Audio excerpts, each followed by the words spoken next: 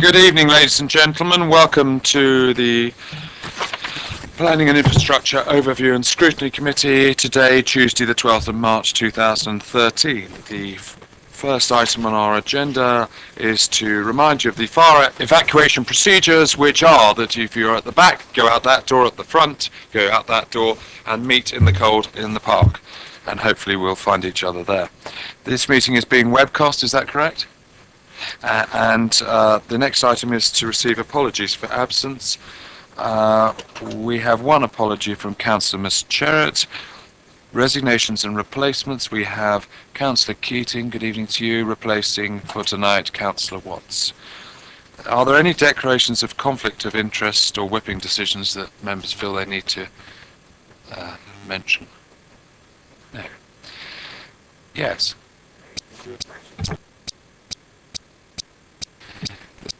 If you can encourage your colleagues to your left to have done their business by 5 to 8, that would be fantastic.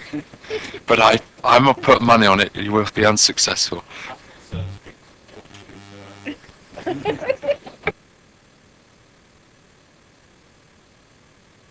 any luck, the webcast broke down at that point. Right. Are there any urgent items? I'm not aware of any. And the first task is to confirm the minutes of the meetings held on the 17th, 21st and 31st of January. They have been emailed to all of you, and they have also been attached as paper A within our papers. Councillor Mrs. Cubitt, yes. Yeah, there's a typo on page 14 of 91. BAS 121, not 212. And also I believe it is correct that Councillor Shaw and Councillor James mentioned the sequential test in relation to BAS 121, and it is not referred to in these notes. It is only referred in relation to BAS 102. And the fact that BAS 121 scores the highest ranking on the sequential test for flood risk rankings of all of the site allocated in the current site allocations. Councillor Shaw, is that correct? It is, Chair. And you're probably grateful for that. Would you like the minutes adjusted to reflect that? Yes, thank you very much. Can that be done?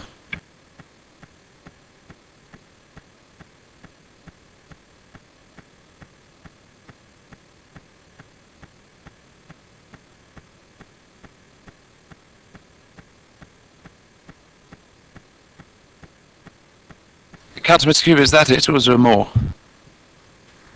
Thank you very much for agreeing to adding the sequential test that Councillor Shaw said, and that's it. Thank you very much, Chair.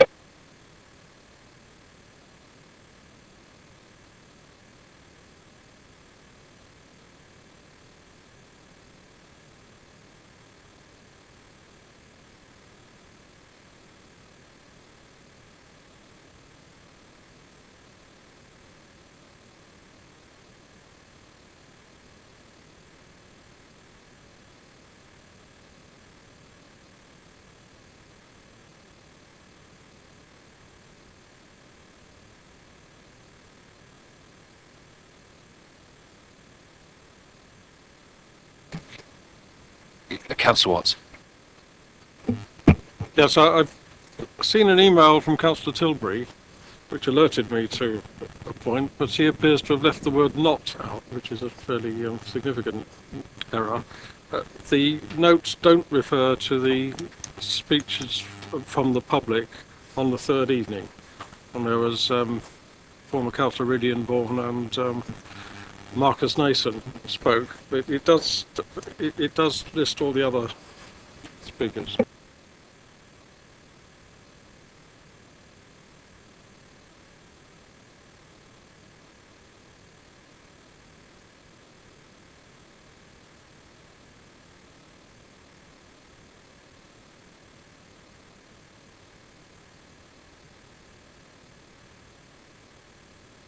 Anyone else on the minutes? Oh, yes, Councillor Leake. Thank you. I wasn't present, but actually when I read the minutes, I did find Resolution 7.1, which I believe is about a property in Upton Neatley, wasn't clear as to what the resolution was. I mean, it starts by saying that the Planning and Infrastructure Committee possibly.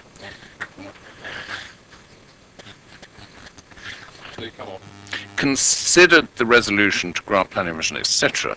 And the actual resolution, I believe, is the second paragraph for these reasons. So I wasn't quite sure.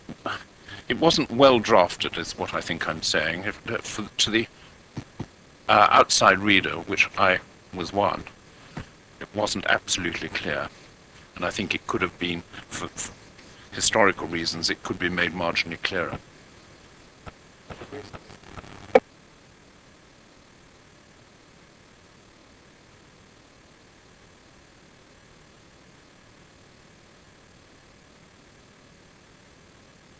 But Chairman, the first bit, that the Planning and Infrastructure Committee considered, doesn't seem to add to it. The resolution was for... Well, we did consider it, so that was the point we had to. Well, We had to cancel the league, and we had to say we'd done it because it was contrary to policy.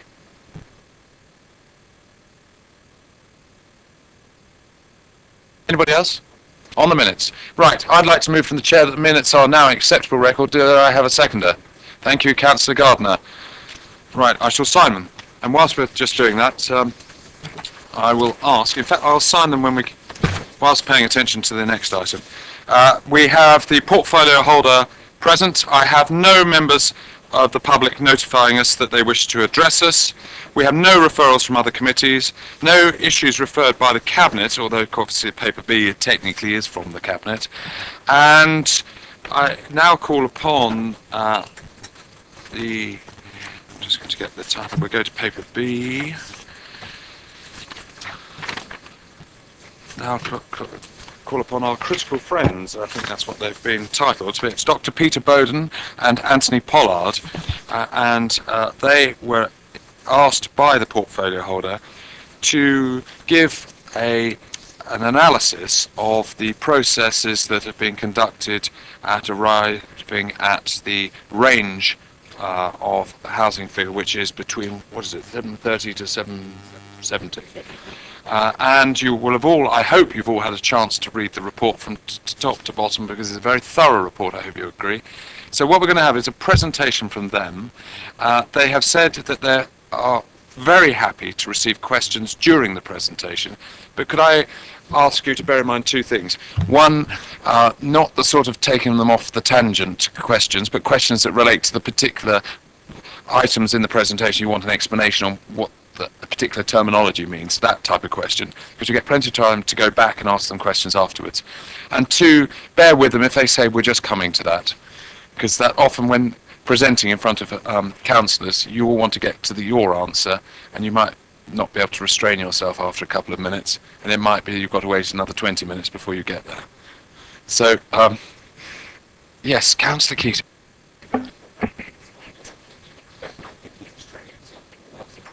Carry on. Thank you. Have you any more comments? Thank you. I wanted to ask if you are countermanding their suggestion that we can ask questions whilst they're presenting. You seem to be saying don't. No, I'm not. No, not at all. Yeah, there we are. Just shows I'm not very good at expressing myself. What I was trying to say was they would love you to interact with them as they're giving the presentation. Just make sure you're keeping it on the topic of what they're presenting at that moment in time. So more points of clarification and explanation, and then you can go back and ask them questions afterwards on the detail, because we'll go through chapters in the report and then look at the conclusions. I hope that's clear to you all. I'm sure it is. Right, well, let's ask Dr. Peter Bowden and Anthony Pollard. I should say Dr. Bowden is in the blue sweater, is that right? Correct.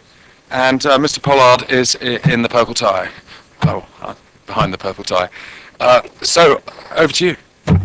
Oh, first thing I should ask, actually, I'm going to, first of all, to outline your expertise, because it'd be very interesting to know your experience of dealing with local government, your experience, your qualifications. I know it's set out right at the back in page 89 of 91, following through from them. But tell us about Edge Analytics and GVA, and about yourself, your experience, and and the like. And don't hold back, please, because I think it's important that the members get the impression as to whether you know what you're talking about, because if they do, they'll ask you the appropriate questions. Thank you very much. Good evening. Thank you for inviting us both here. I'll just give you a quick overview of who I am and what Edge Analytics is all about. We are a specialist organisation involved almost exclusively in aspects of demographic forecasting and geographical modelling. We're contracted by the local government association to support, develop and deliver a suite of demographic forecasting products to local authorities across the UK, and we also ourselves as demographers deliver those forecasts on behalf of local authorities.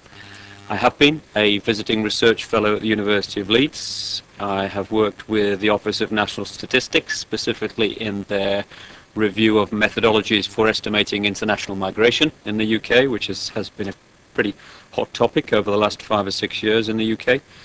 And we have a general specialism in all matters demographic. The list of clients that we've worked for is expanding all the time because the issues that you're facing in Basingstoke-on-Deane are fairly common across much of the UK. There's a list of local authorities that we've worked with over the last 12 to 18 months.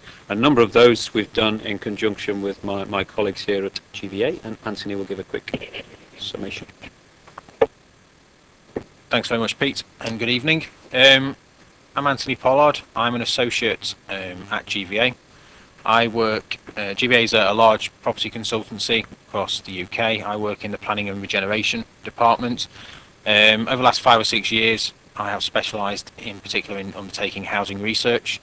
As you'll see, hopefully, in the report, there's a list of studies we have done for councils across the country. Certainly over the last 3 or 4 years, hopefully as will come across through the presentation, that housing research is increasingly focused on understanding how population and household growth in particular will have implications for the demand for housing, which in then turn obviously has implications for the development of appropriate policy and strategy. So as Pete mentioned, the last 3 or 4 years, myself and Pete have worked jointly on a number of studies, and hopefully the experience we've developed through those studies will come across through the presentation today. Anthony? Please do carry on with your presentation. Thank you very much. What were we asked to do? I mean, you're considering a revised housing strategy of somewhere between 730 and 770 homes per year to 2029, which updates the targets that were originally set within the South East Plan, and those targets were for 945 homes per year. We were asked to undertake an independent review of the work that you'd put together in calculating your locally derived housing figure. We were not requested to come up with an alternative number, but we were to recommend, we were to look at the guidelines established by the NPPF and to consider the methodologies that you've employed, and specifically to suggest any additional data that you could have used, any different approaches that you could have applied, or any analysis that might assist you in finalising the production of the local plan. Geographically, quite important in terms of contemplating the future growth of Basingstoke-on-Deane. You sit within a quite a central location, and a lot of the analysis that we were provided with considered a number of different issues regarding contiguous, adjacent, or surrounding areas, and a lot of the work that a number of the recommendations that we've made relate to the issues that exist not just in Basingstoke-on-Deane but those in the wider economic and demographic area. I'm happy to take questions on some of this information. Demographic evidence often becomes a little bit overly technical, but I think some of the issues in relation to understanding demographic evidence are quite important in trying to interpret some of the derivation of housing targets that are being sought. A reminder to everybody that we don't have a population register. We don't at any point in time know the population that is resident in any location. To a great degree of accuracy. We take a census every 10 years, and in the intervening years we have something called a mid-year population estimate. That mid-year population estimate takes account of births, deaths, internal migration and international migration that has happened in any particular local authority over the previous 12 months. We've got excellent births data, we've got excellent deaths data, we've got pretty good internal migration data, we don't have very good international migration data. So in terms of the components of change that are driving our mid-year population estimates, it continues to be the international migration estimate that is the least robust. Our mid-year population estimates, they feed directly into our national population projections. Every 2 years, the Office of National Statistics produces a projection for the UK and its constituent countries, and from that are derived a set of subnational population projections, a 2-yearly cycle. So you'll see often referred to a 2004 based projection, which is then followed by a 2006 based projection, a 2008 based projection, and a 2010 based projection. That's how it works. And driving the household projections, the population projection comes first, and then CLG independently produce a household projection, whereby they apply rates of household formation to an evolving population profile for individual areas to come up with an estimate of what they think the number of households will be over a 25-year projection horizon.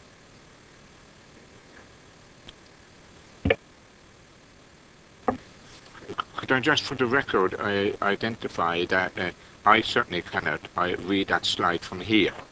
Now, and is it likely to be the case for the rest of the slide? I don't know. Right?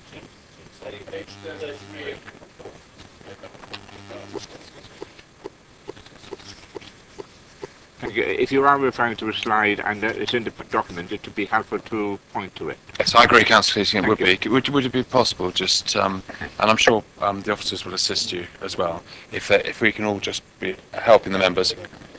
Yes. It's page 33 is the one we're looking at the moment, figure 2. You can see I put my glasses on, that's for the same reason. Yes, but I still couldn't see it. But I have got eyes in the back of my head as well, so it's all right. No. Figure 2 within the report. Anybody like to ask any questions, having seen the detail? Yes, a general question. That's Forgot about the webcast. As a general question, how accurate in, say, 2010 did the 2000 mid-year projection turn out to be?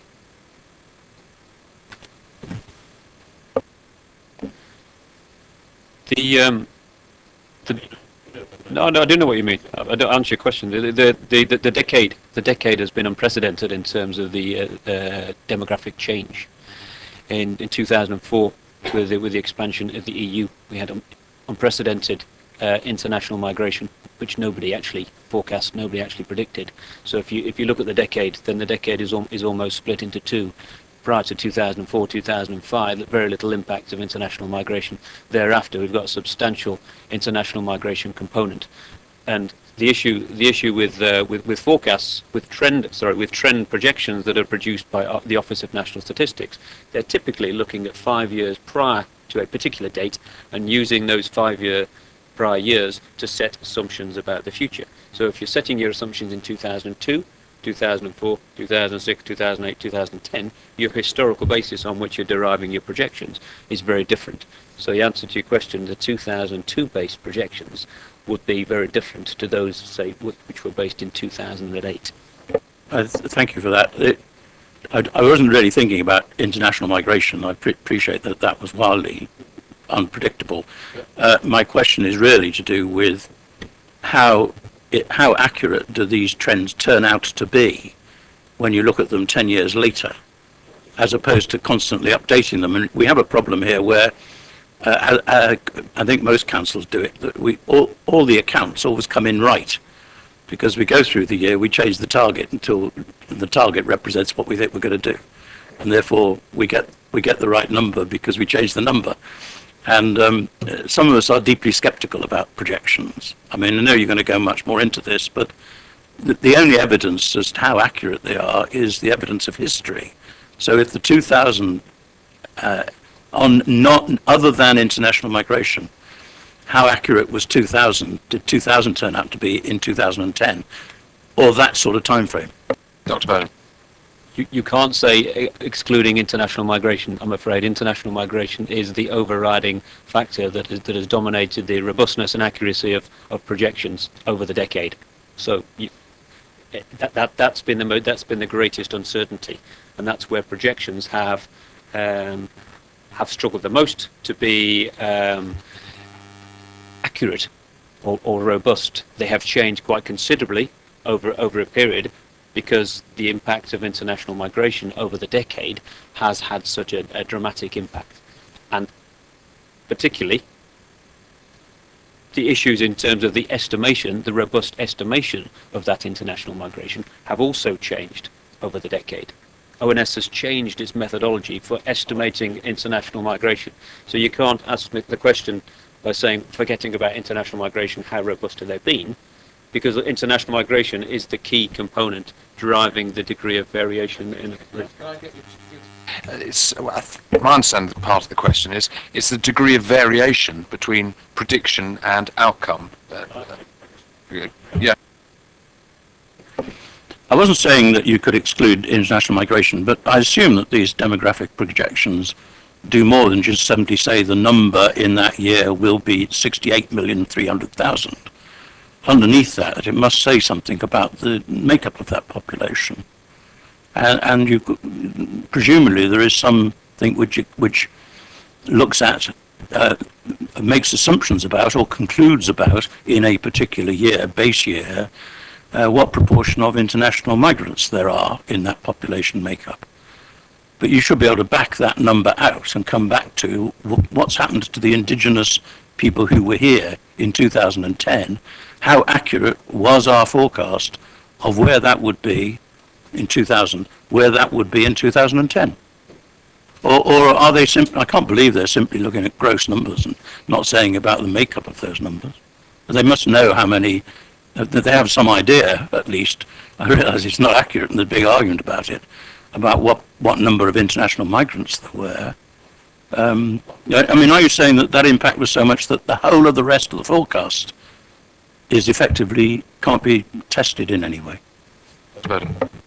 Yeah, I'm not entirely sure what question is being asked there, but I'll just move forward a few slides and just to try and answer, which I think what you've got there is That's figure 6. Figure 6, yeah. Figure 6, 39, yeah. These are official projections. These aren't our projections. These are official projections. So as I try to get across, you've got a 2004 based projection, you've got a 2006 based, you've got a 2008 based, and you've got a 2010 based. So you can see that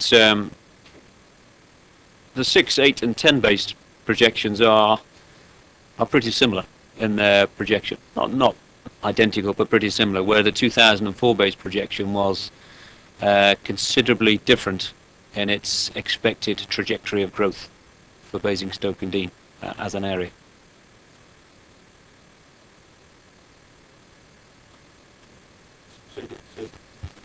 So the answer to my question is, in this particular case, is that the 2004 projection was wildly out compared with where we think we are now. Yes. Thank you.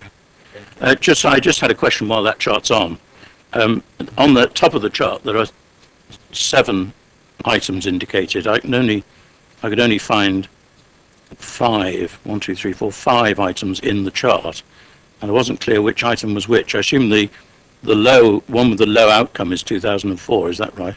Could you just take us through what those are? Because we haven't got a colour in our printout here. Yeah. You could just take us through what those which of those.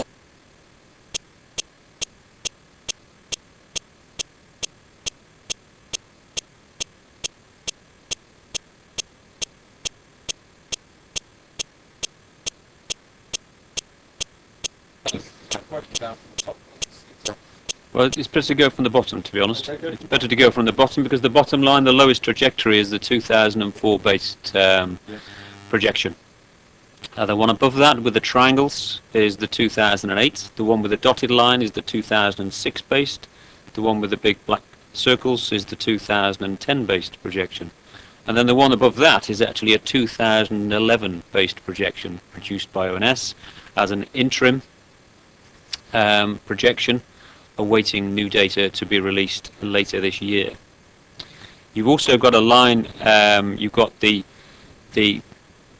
purple line, which is effectively the starting line, the historical data, which leads from 2001 up to 2010. The historical data, is the data that is the actual mid-year estimate. So you can see, if I'll go up and stand there myself, this is our historical growth for Basingstoke up to 2010, Basingstoke and Dean up to 2010. So you can see that the 2004 projection was actually below what actually happened in that area.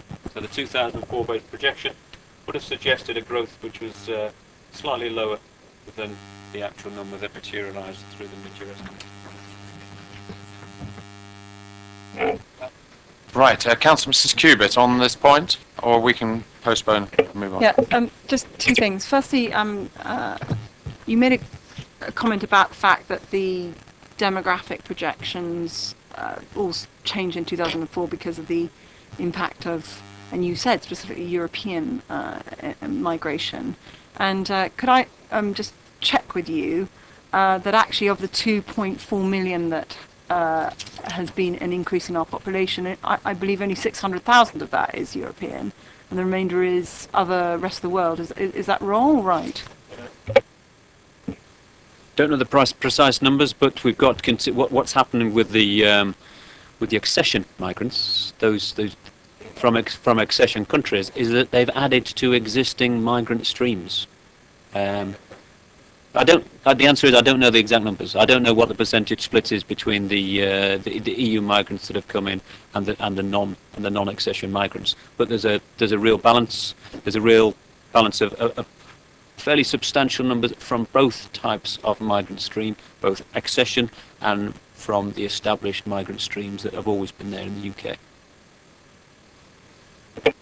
Okay, thank you. And then just one of the things that I'm sure you're aware of is that our housing stock has increased significantly over the last 30 years, and that therefore, when you look at population growth, most of that is as a result of the fact that we've increased our housing stock, and isn't an indication of how many people are going to have babies or anything else like that. So I don't understand the benefit of this graph at all, really, because it just tells us what, if we carry on building, the number of houses we keep on building, that's the kind of level of population we're going to get. Do I fundamentally misunderstand that? No. Just ask me the question. I'll try and answer it. I will try and answer it. There's an element. There's different types. There's different types of growth. Once you have a population, it will grow as a result of natural change. The difference between births and deaths. Some of it will be a result of migration. Now, migration, internal migration, people moving, is fundamental. That's going to happen. Whatever you build. The more houses you build, obviously, the more opportunity there is to actually move into Basingstoke and Dean to live. But you've got natural change, which is going to happen. You've got an element of internal migration, which is going to shift people around, and then you've got a small element of international migration, which is having an impact upon Basingstoke and Dean. But it's not a large amount compared to other local authorities. And I've got a slide which can illustrate that as well, if we can get onto that. Is that We can. I'll have Councillor Harvey, and then I'm going to ask you to move on. Councillor. Thank you, Chair. Thank you, and thank you for the report. Can I just ask you about pages 37 and 38, really? And it relates to the conversation you've just been having. But what I'm asking is, you give here a series of conclusions or a series of statements that relate to the evidence you've just been talking about. And I'd just like to understand it in a clear way so that I've got it right. What we're saying here is, if I understood it right, is that in terms of the census population having an effect on the mid-year population estimates, you say here that for Basingstoke and Deane, any adjustment would appear relatively insignificant. And we're saying that international migration effects upon Basingstoke and Deane are relatively minimal. And if I got it right at the bottom of that paragraph, that section, that page, you're actually talking about 210 people or households in the context of an increase in population size. People. Thank you. And then if we go over to the graph, if I've understood this right, what we're looking at as the key drivers in Basingstoke is natural change and net internal migration. Would that be a fair conclusion to draw? Perfect.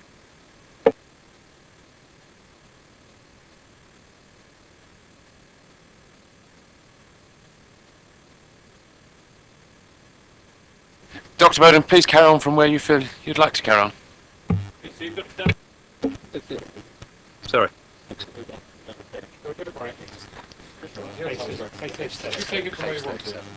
Figure 4.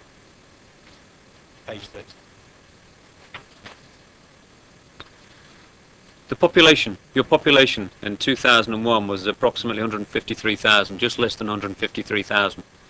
The 2011 census suggested that the population Basingstoke and Deane was 168,550. Or the mid-year estimate in 2011 suggested that.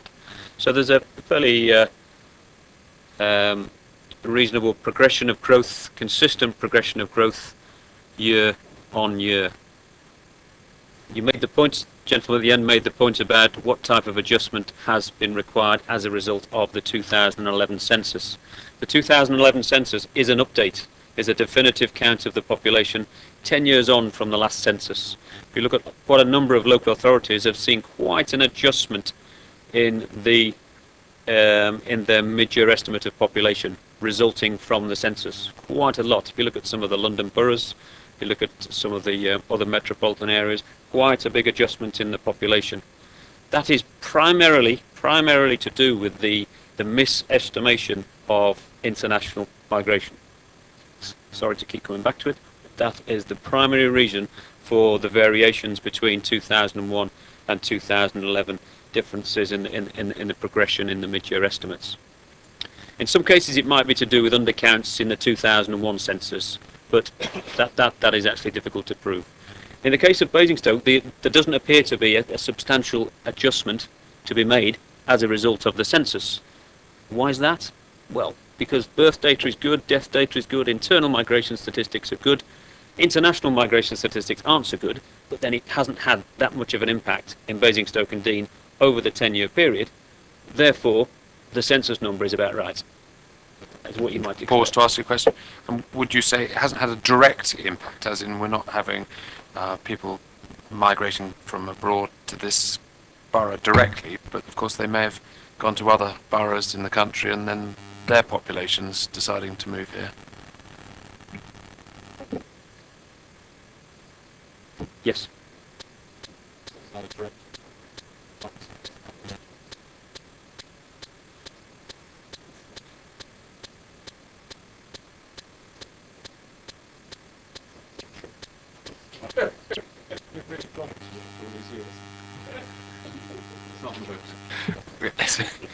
You think we have?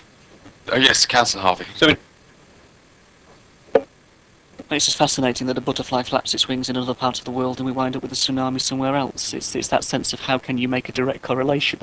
The evidence here is the evidence, and I wouldn't want us to get carried away with other things that might not be able to be proven at an EIP. That we can't do anything about, unfortunately. Now, right, carry on, Dr. Bowden. Yes, no, we're keeping going. Dr. Bowden. going to have questions on what was on the screen on the presentation. Quite right. Dr. Bowden, carry on. Go on then. We are told that we can measure the internal migration, but we can't measure, or it's more difficult to measure the international migration, but we know that in our case it is 210 people per year. how did we measure that 210 if it's so difficult to measure it? I mean, presumably even the international migrants go to the dentists or the doctors or whatever it is, which appears to be our method of calculating national migration. Well, if you read this, that's what it says. Sorry? I mean, I just don't understand why we're saying internal migration, is it called? Right, go on. And then we'll crack on. Go on. When we don't have a population register. We do not have a population register. Other countries have population registers, which means that at any point in time they have a reasonably robust and accurate record of the population that is resident in localities. We don't have that. We rely upon birth and death records, which are good. And for movement of people between local authorities within the UK, we rely upon GP registration statistics to do that. So when somebody moves and re-registers with a GP, that's recorded as a move from A to B.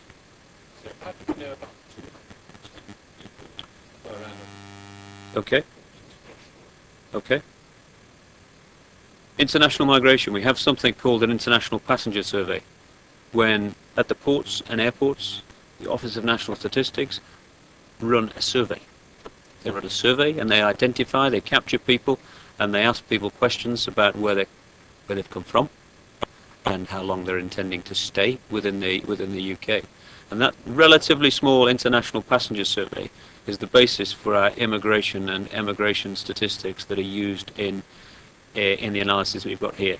So the sample data that is produced from the International Passenger Survey is allocated to local authorities based upon information that we have within local authorities from other administrative data sources. Nope.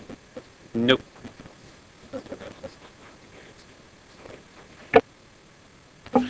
If we... How do we know it's 200%? Because that is the share that is allocated to Basingstoke and Dean based upon the methodology that ONS has for estimating it. So if you start off with a total, then it is allocated to Basingstoke and Dean on the basis of the information it knows about administrative statistics for the area. It will be wrong.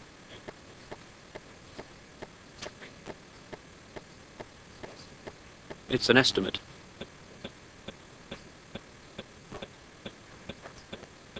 Look, I know Councillor Keating wants to go, but I wanted to ask Councillor Keating and Councillor Shaw, and then we'll...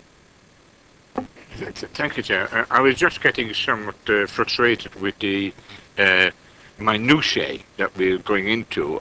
We have a population of 100 and, I would estimate currently 170,000 in the borough, if you project forward from mid-2011. And we're talking about 210. I mean, the reality is that the relationship between those numbers and the final numbers are so extreme. We're wasting time, in effect. We should be really looking at the larger number and the impact on the borough. Thank you. Councillor Shaw. Yes, I wanted to ask about any correlation or lack of correlation between numbers of houses built in the borough and population. Because, some councillors are basically of the opinion that, if we build, then they will come. And the more you build, the more will come, and therefore, you get in a self-fulfilling prophecy whereby, you predict that large numbers of people come, you build large numbers of houses, and therefore more people come. Is there a correlation of that kind at all, or not? Obviously, the answer is that yes, that you cannot detach supply and demand in terms of you building houses. That is an opportunity for people to move into the borough. I think it'd be useful, personally, if we could carry on through a number of slides, because it is addressed, because it's one of the direct questions asked of the research, so we will hopefully provide an answer later on.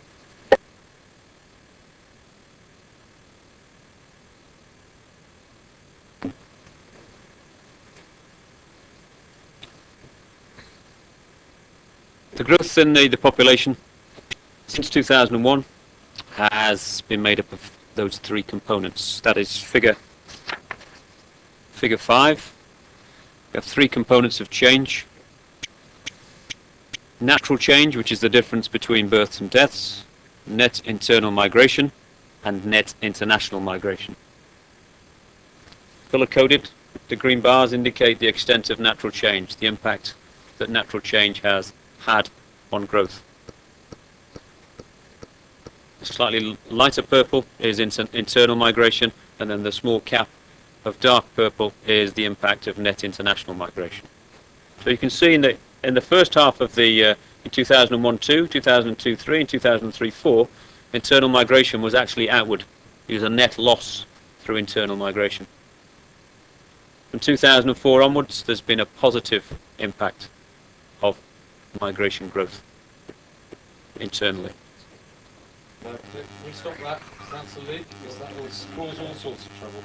Please carry on, Dr. Bowden. No questions at the moment. No, the committee wants this to progress for a moment. asking questions about what's on the chart. Yeah, as opposed to going up on. Can we let Dr. Bowden just finish the point? Well, it's just we've lost the chart.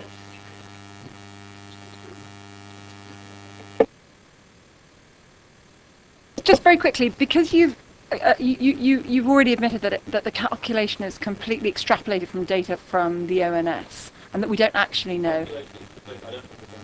The international migration figure that's come into Basingstoke of the 210 per annum is from the ONS, checking from people at port entries saying that they might like to go to Basingstoke. So that's not what you said.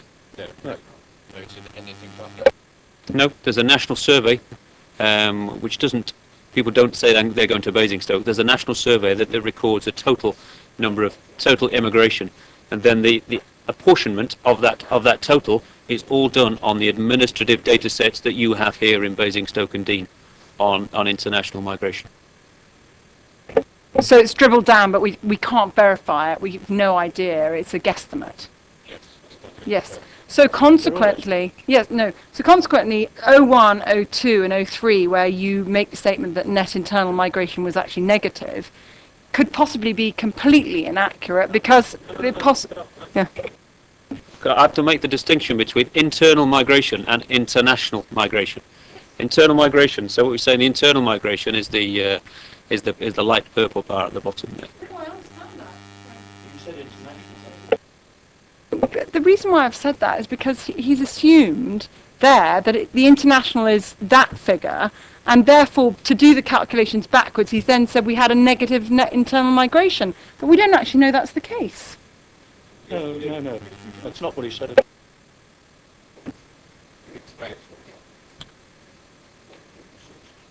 Internal migration is a different source. It's people moving within the UK from one place to another. So the light purple bar in the early years of the graph are the fact that more people are moving out than moving in to Basingstoke and Deane internally from within the UK.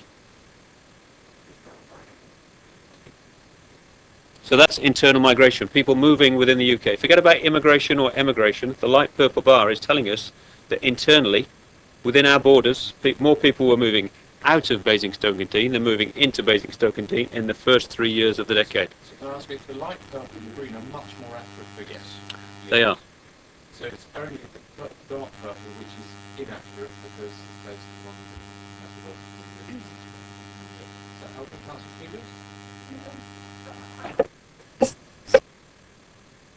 The point is that it's all very interesting, okay, and I'm not wanting to disrespect you because you're an expert and I'm not an expert at all. But if you're saying that the calculations, and I completely understand the difference between internal migration and international migration, I completely understand that, and I also understand natural change, okay? But if you're saying that we know what our natural change is because births and deaths are known, and we also know what our population changes were, I find it a big leap that we assume that the reduction was as a result of the internal migration and not because we just didn't have an X number of international migrants that came into our borough. That's my point.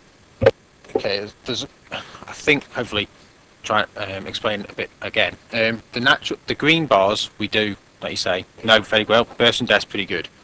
The light purple bar we also know fairly well because it's based off GP registrations. So when it goes for registration, we know how many people have moved from one authority to another authority, etc., and we record that. So that's pretty good. So your starting point was that we know the population. We don't know the population. This is how we work out the population. The population number isn't a fixed figure. We look at births and deaths, and then we look at the GP registrations data to build up a population. So we're not, the dark purple bar isn't worked out as a residual necessarily. That's not the starting point. So yes, there is some uncertainty around the dark purple bar, but Dr. Bowden is trying to explain that in the first 3 years, net internal migration, the data, which we're fairly secure on, does suggest there was more people moving out from Basingstoke to other parts of the UK than moving in. And that then changed around subsequent to that from 2004 onwards.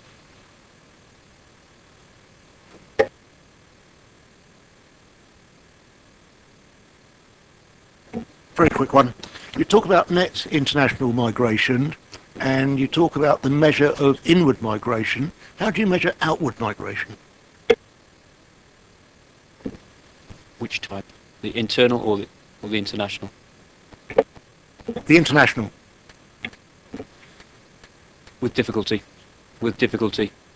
Of the two components of immigration and emigration, I think we have some good administrative data sources on immigration, things like national insurance number, registrations, and student statistics. But for emigration, very difficult. So it still relies very much on the national IPS survey that is taken at the borders, allocated down to individual local authorities.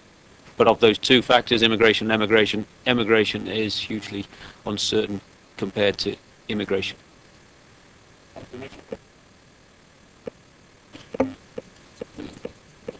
We're wasting our time on international migration. I agree with Sean on that. What is interesting to me about this chart is that, picking up the point that Councillor Shaw was alluding to, is that if you look at it since 2005-06, net internal migration has accounted for an increasing proportion of population growth, and that by 2009-10 it was the major proportion, larger than natural. Just make sure that I'm reading the chart right. So that if you're looking at the growth, the point that was made about housing is if you hadn't built the houses, the net internal migration wouldn't have been so big because it wouldn't have had any houses to move into. And then, I mean, this is where we concern ourselves with the effect of housing and policies, which hopefully we'll come back to when we get past the presentation. But I think we have to be clear for all councillors that in this period we're looking at, as a result of building a lot of dwellings, internal migration starts to account for a higher proportion of population growth than natural population. And in fact, the interesting thing in that period is that the growth of natural population is absolutely stable.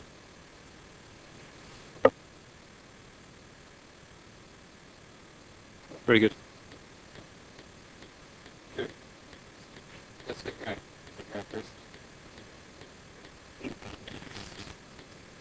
We've done that slide. Can we move on from that slide? Age profile, even more controversial. Say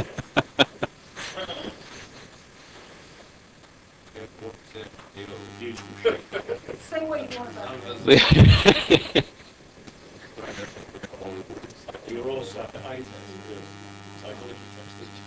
This is pretty fundamental, I think. Can I stand up? Sorry, it's just saying it's page 40, figure 7 as well. This is called an age pyramid. An age pyramid, so you have males on this side, you have females on this side, and this is age. So these are these are births, and these are people aged 90 plus. This is the size of the population. So what this is trying to illustrate is the difference between the population profile in 2011 versus the population profile in 2029. Where there are blue bars, that indicates that the population will be higher in 2029 than in 2011. Where there are red bars, it indicates that the population will be higher in 2011, 2029. So essentially what you've got here, you can see you've got what's called an aging population. You've got a much larger number of people aged 50, 60, 70, 80. Okay, so that's in terms of over a 20-year period, people aged 20 in 2011, they'll actually be aged 40 20 years later. And that sounds obvious, but that's important because those 20-year-olds have moved into that age category, and then 20 years later, they're almost in retirement. What we have in the UK, in almost all local authorities, we have a bit of a bulge here around the 40, 50 cohorts. Those people that were born in the 1950s and 1960s, all sort of aging simultaneously, which is why we get this bulging impact here, because all of those people are aging at the same time, and we are all, thankfully, living longer. I'm sure you've heard it said many times, but in Basingstoke and Dean, you've got that issue in the same way that other local authorities have got that issue. That you've got an aging population, people are staying alive for longer, and fundamentally, this affects household formation. It affects household formation. The expectation of sort of housing requirements here are very different to those here. Smaller household sizes. Fundamentally, also, the changing age structure has an impact upon your labour force, the size of your labour force. If you want to maintain the size of the labour force, or maintain the size of the economy, then you've got to maintain the size of that labour force. If you have aspirations for jobs growth, but your labour force is declining, then how can you meet those job requirements? Get people to in-commute, or get people to in-migrate. So fundamentally, a lot of the recommendations that we made in the scrutiny report that we put together there were to take a little bit more due consideration of some of the impacts of the changing age profile of the population. And that's a pretty important part of demographic analysis, is understanding how the age profile changes. Clearly, if there's no migration, none whatsoever, what impact does that have? That has the impact of probably accentuating this relative to this. Because no migration in means that you're sort of depleting the labour force ages. The migration age profile is typically 19 to 35, probably 19 to 24, 24 to 30 labour force aging. So if there's no net in migration, then you probably overall you're going to be depleting the size of the labour force relative to the size of those people who are in their retirement age groups.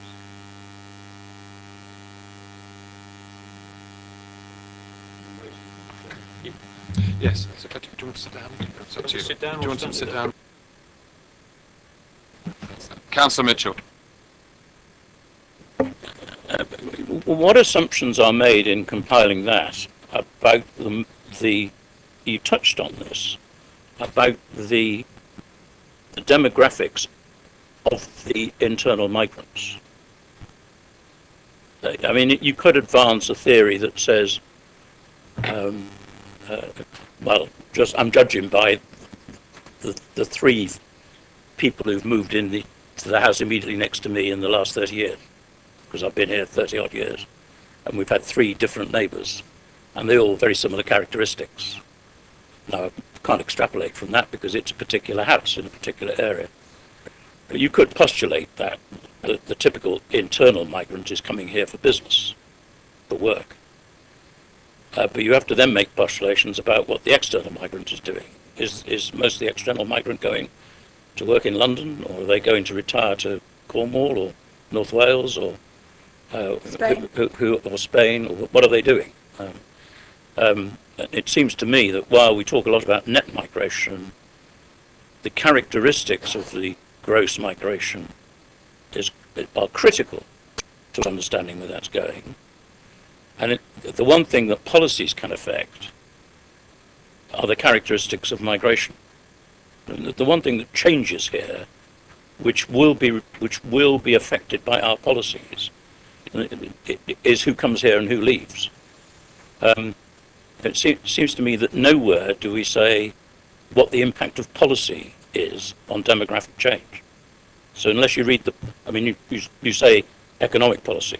Well, actually, our economic policy, to the extent that I understand it, is to increase the GNP per capita, not to increase the workforce. To provide jobs for all the people who live here and will live here, but not needing to attract large numbers of, not build a motor factory that needs to employ 700 motor workers, but to increase the average GNP, perhaps attract a research headquarters or a corporate headquarters operation. That's your economic policy. It seems to me if we don't do real analysis of what we think the policy impacts on the internal migration are, then we're saying policy will have no effect and we might as well not bother having any policies. Well, that's all very astute and excellent, and I think it just echoes what we've said in the report. Anthony? Exactly the same. This is the recommendations are around having the evidence and information to be able to justify those statements really with numbers and the impacts of numbers.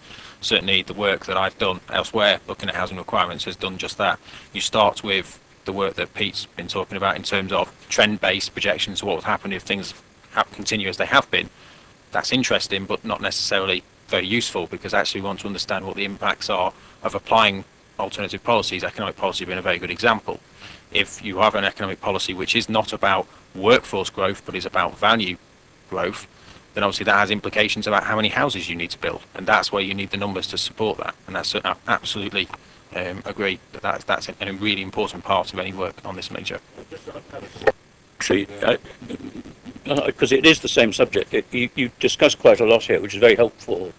The line that's being taken by inspectors looking at strategy and local plans.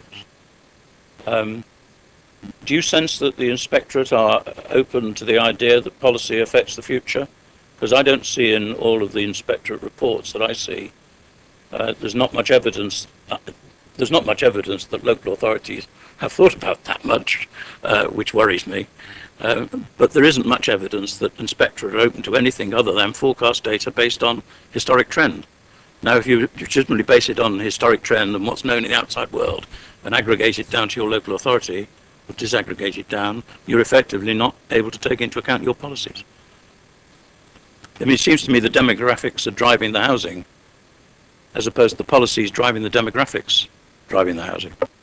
I think this is a learning process for everyone, if you like. We'll come to it in a few more slides. I think they're useful, but certainly planning reforms aren't that old at the moment. And I think you're seeing inspectors having to make decisions around information that they're not perhaps overly familiar with because they were addressed previously in regional levels.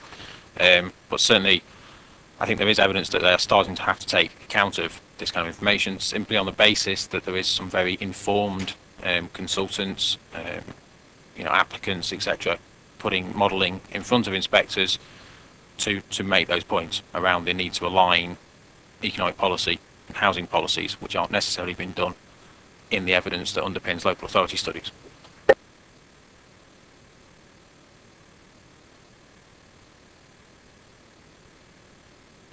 My question's been covered by Councillor Mitchell, and it was considerably shorter. Thank you. My question, in looking at the butterfly, should something show in this? I think practically everybody here knows that the rate of growth of kiddie-winkies, we're having to find more places in schools at the moment. But how does that show here? I don't see that.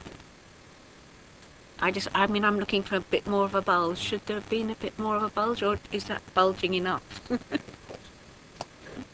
There is a little bulge in that. There's a little bit of a bulge in that. What you've got here, it suggests larger numbers. These are projections over time. So this is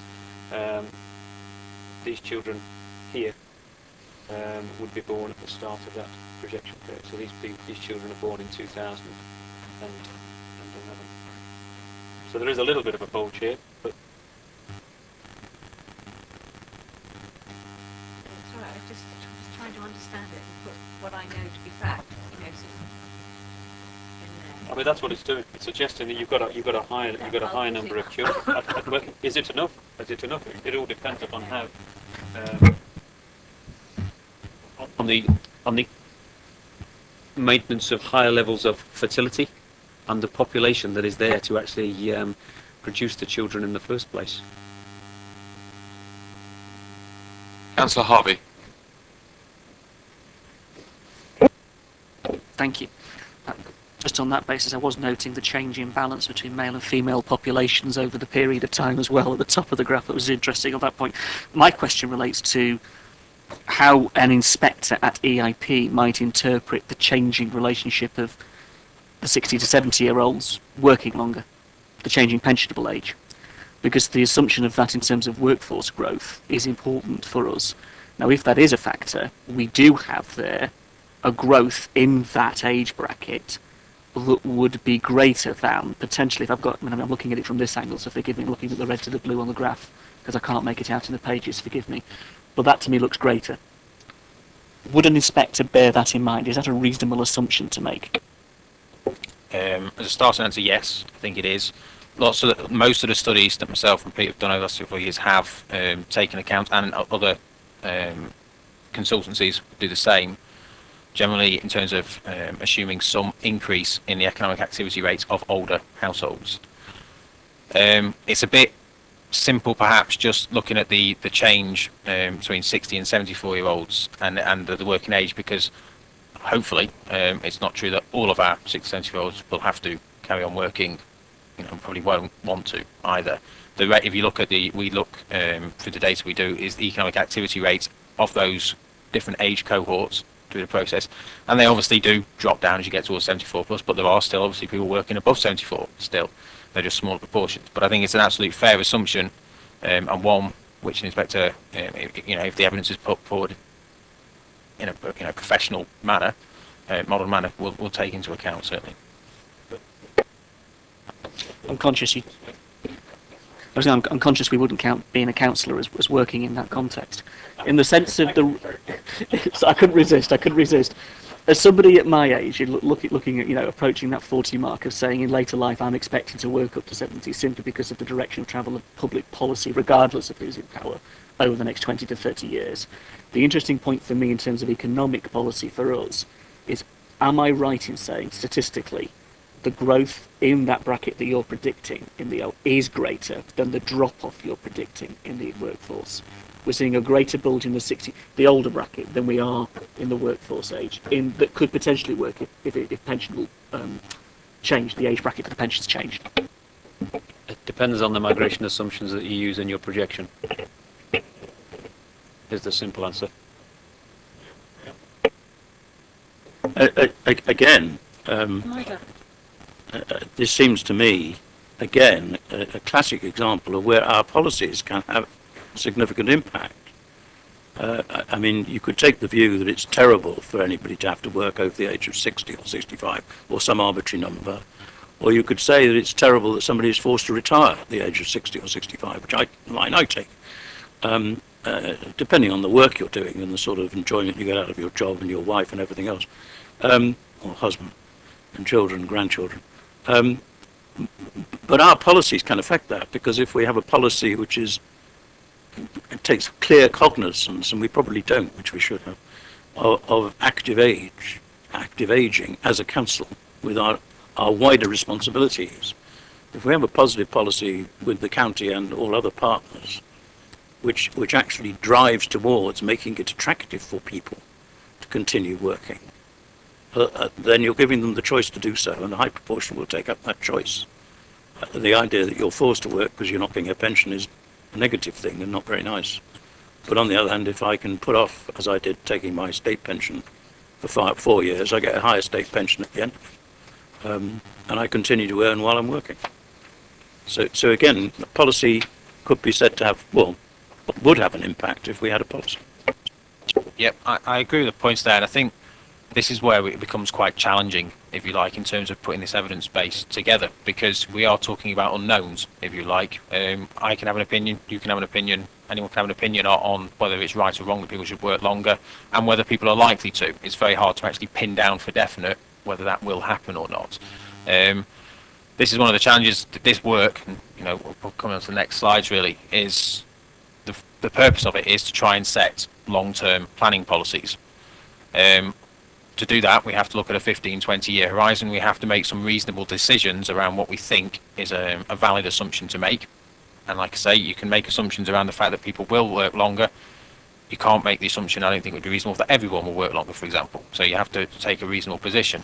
But it is also worth noting, as per one of those charts earlier on, that there are a range of different possible futures. And I think any work that's done right needs to do just that. It needs to look at a range of different futures and understand what the implications of different ones are. Because, you know, yes, we have to have a local plan of core strategy, but we also have to plan, monitor, and manage that document as well. And over, you know, that'll be revised 2, 3, 4, 5 years from now, and, you know, it will take a position on what actually happened, how that reality is now, and what that means for the future. So, that's it. Yes, sorry. I'm just going back to a question that you were asked by Councillor Tucker, who is also a county councillor, and her reference to the fact that we know today we have more very small children and not enough places in our primary schools. And Dr. Mullen, you seem to say that that chart demonstrates that, but actually it says that there were more children in our borough in 2001 than 2011. Unless I'm misunderstanding the colour coding, which would mean that that wouldn't corroborate what our county councillor is saying. 2001's not on there. Well, in the report it says red shows an excess in 2001 and blue shows an excess in 2029.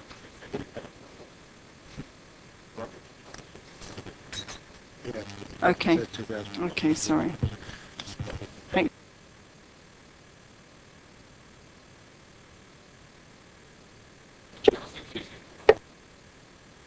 Thank you, Chair. I hope you'll forgive me for having to go early. Could I just make a few comments in anticipation of that? Do, Councillor Keating, if you want to take a bit of time just to explain your views. Thank you very much. And if you've, whilst that's not an invitation to everyone else to necessarily go on to that until we finish the presentation. Carol. Thank you very much. I'm sorry I can't stay for the rest of the presentation because it is educational and helpful to understand a number of the issues. However, I take the view that the trends are the key in terms of population and growth and matters of that nature, and I don't challenge those trends because the trend in figure 6, for example, is relatively stable trend, relatively stable. The projections about age profile and matters of that nature are reliable, in my view, reliably sourced. The purpose of this meeting, as far as I was concerned when I came to it, was to receive the report, get it explained to us, and to then decide what to do next. And I believe that the report and its recommendations are effectively saying we need a bit more work. And in exiting the meeting, I support that concept of having more work done to enable us to have a completion of the work necessary and for us then collectively to agree numbers. I don't think we can agree numbers tonight. I don't think we should agree numbers tonight. So that's my contribution, Chair, and thank you. Councillor Keating, that's very succinct, and I dare say members will have that in mind when we get to that stage at some time, hopefully not too far in the distant future. Thank you very much, Councillor Keating. I hope you have a pleasant rest of the evening. Councillor Mr. Cubitt, on this point, of course. One last question. As I'm sure you're aware, Basingstoke, more so than many other places, has had building developments done at varying stages, but quite a lot because we've grown really significantly over the last 40 years. And each time we have a huge wave of development, we have a huge wave of people that come into our borough, and then that development ages with the people that were the 30-year-olds that came with their young wife and their 2 kids. And so, for example, in my ward, we have a huge swathe of housing that is inhabited by very elderly people now. Now, I'm not saying we're extraordinary, but we are not complete. We haven't organically grown to look like we have done. We've grown as a self-fulfilling prophecy in many ways because of the housing that we've built. But one of the points that I'm always asking Jeff, and I read an article in the Telegraph the other day by Jeremy Warner on population and impacts on housing and predictions, is that if you have swathes of housing that were built in the 70s that are inhabited by people that when they bought them were 30 and their wife and their 2 kids, and they all stay there till they die. I mean, of course, there's net internal migration, but you get these balloons of people that will die at the same time. That is abnormal if you looked at a borough that had organically grown. Do those kind of does that kind of synopsis strike a chord with you, or is it a nonsense because it averages out? Are we normal in comparison to other boroughs? When we know that we were originally a small market town, and then in 1965 we were London overspill, and since then we have this myriad development. I'll start on that. It certainly does strike a chord. I mean, it is true. Like, there is always a relationship between, if you build houses, then yes, people come, and they will then age through it. And I think some of the charts that Dr. Bowman has shown illustrate that. Like you say, there is a big projected bulge of older person households. Those are the result of people moving in 40 years ago and staying in them. They will live longer. This is the part of the issue. You know, it probably won't be in this plan period that generation disappears from that chart, if you like. They will stay. That's the chart shows that massive increase in the number of 90+ people because of people living longer, etc.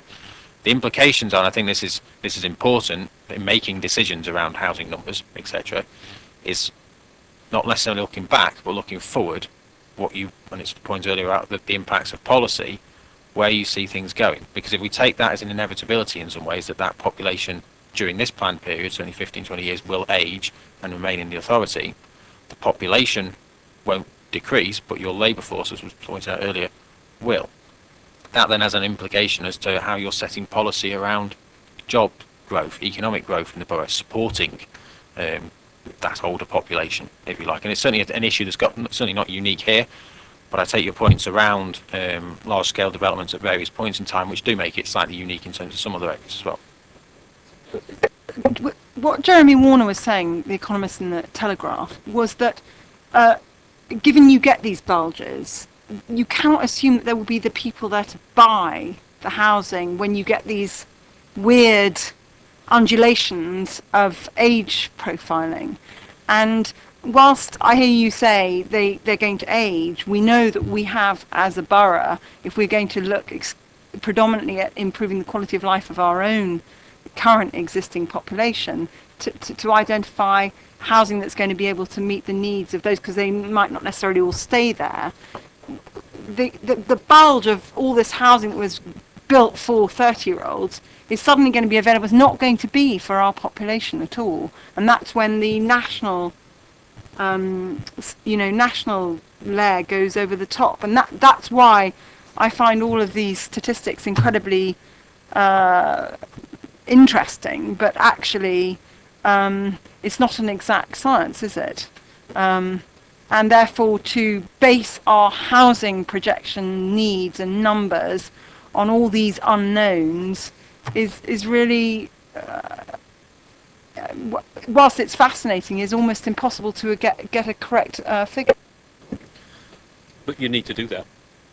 You need to use the evidence. You need to use the evidence that's available on the population. And if you don't do that, what information do you use to base your decisions? You've got to use the evidence. You can't just dismiss it and say that's all very interesting, but I don't really want to use it. You have to use that evidence. If by using the evidence, you then make your own policy on the back of that evidence, then fine. That's perfect. That's perfectly acceptable. But if you want to look at the policy implications, or the implications of particular policies on demographic change, then fine. But you can't dismiss the evidence. You can't dismiss the evidence and just say that it's interesting, but what can we do with it? It's not an exact science. It's not an exact science, but it's a science that provides good quality demographic information and a good sound basis for looking at alternative growth scenarios, some of which are based upon relatively limited growth, some of which might be based upon more substantial growth in Basingstoke and Dean. But you have to look at those alternatives and look at the implications upon the age structure of your population in particular, I think, as we're trying to get across, and the housing requirements and the labour force size that relates to that age structure. You have to do that and have to use that evidence in coming up with the decisions that I think you're trying to come up with. But without it, you haven't got any evidence.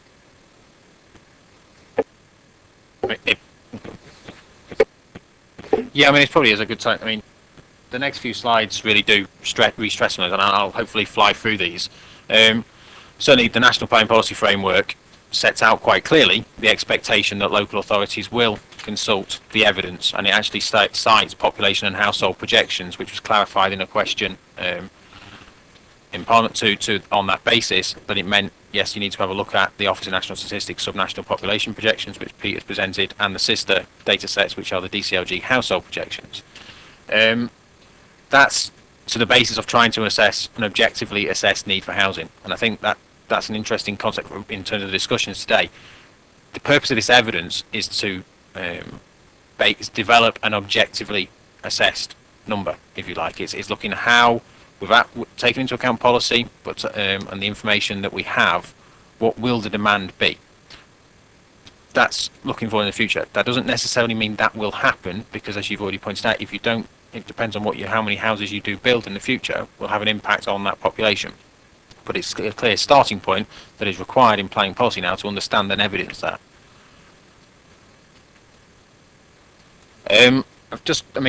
I'll surmise some of this if you like, because clearly there has been over the last year a number of inspectors and examination reports that is starting to be tested, the MPPF and what it means, and it's quite clear from a number of those decisions that having that evidence is really important, because if an inspector feels that the evidence isn't there and the decision is being made around a housing number without that evidence, and yet he has evidence from other parties, it makes it a challenging position to start from. And I think that's, certainly as the regional plan is revoked, that will become increasingly the case. A local authority quite clearly sets in the MPPF there is an expectation for that information to be collected in order to make decisions.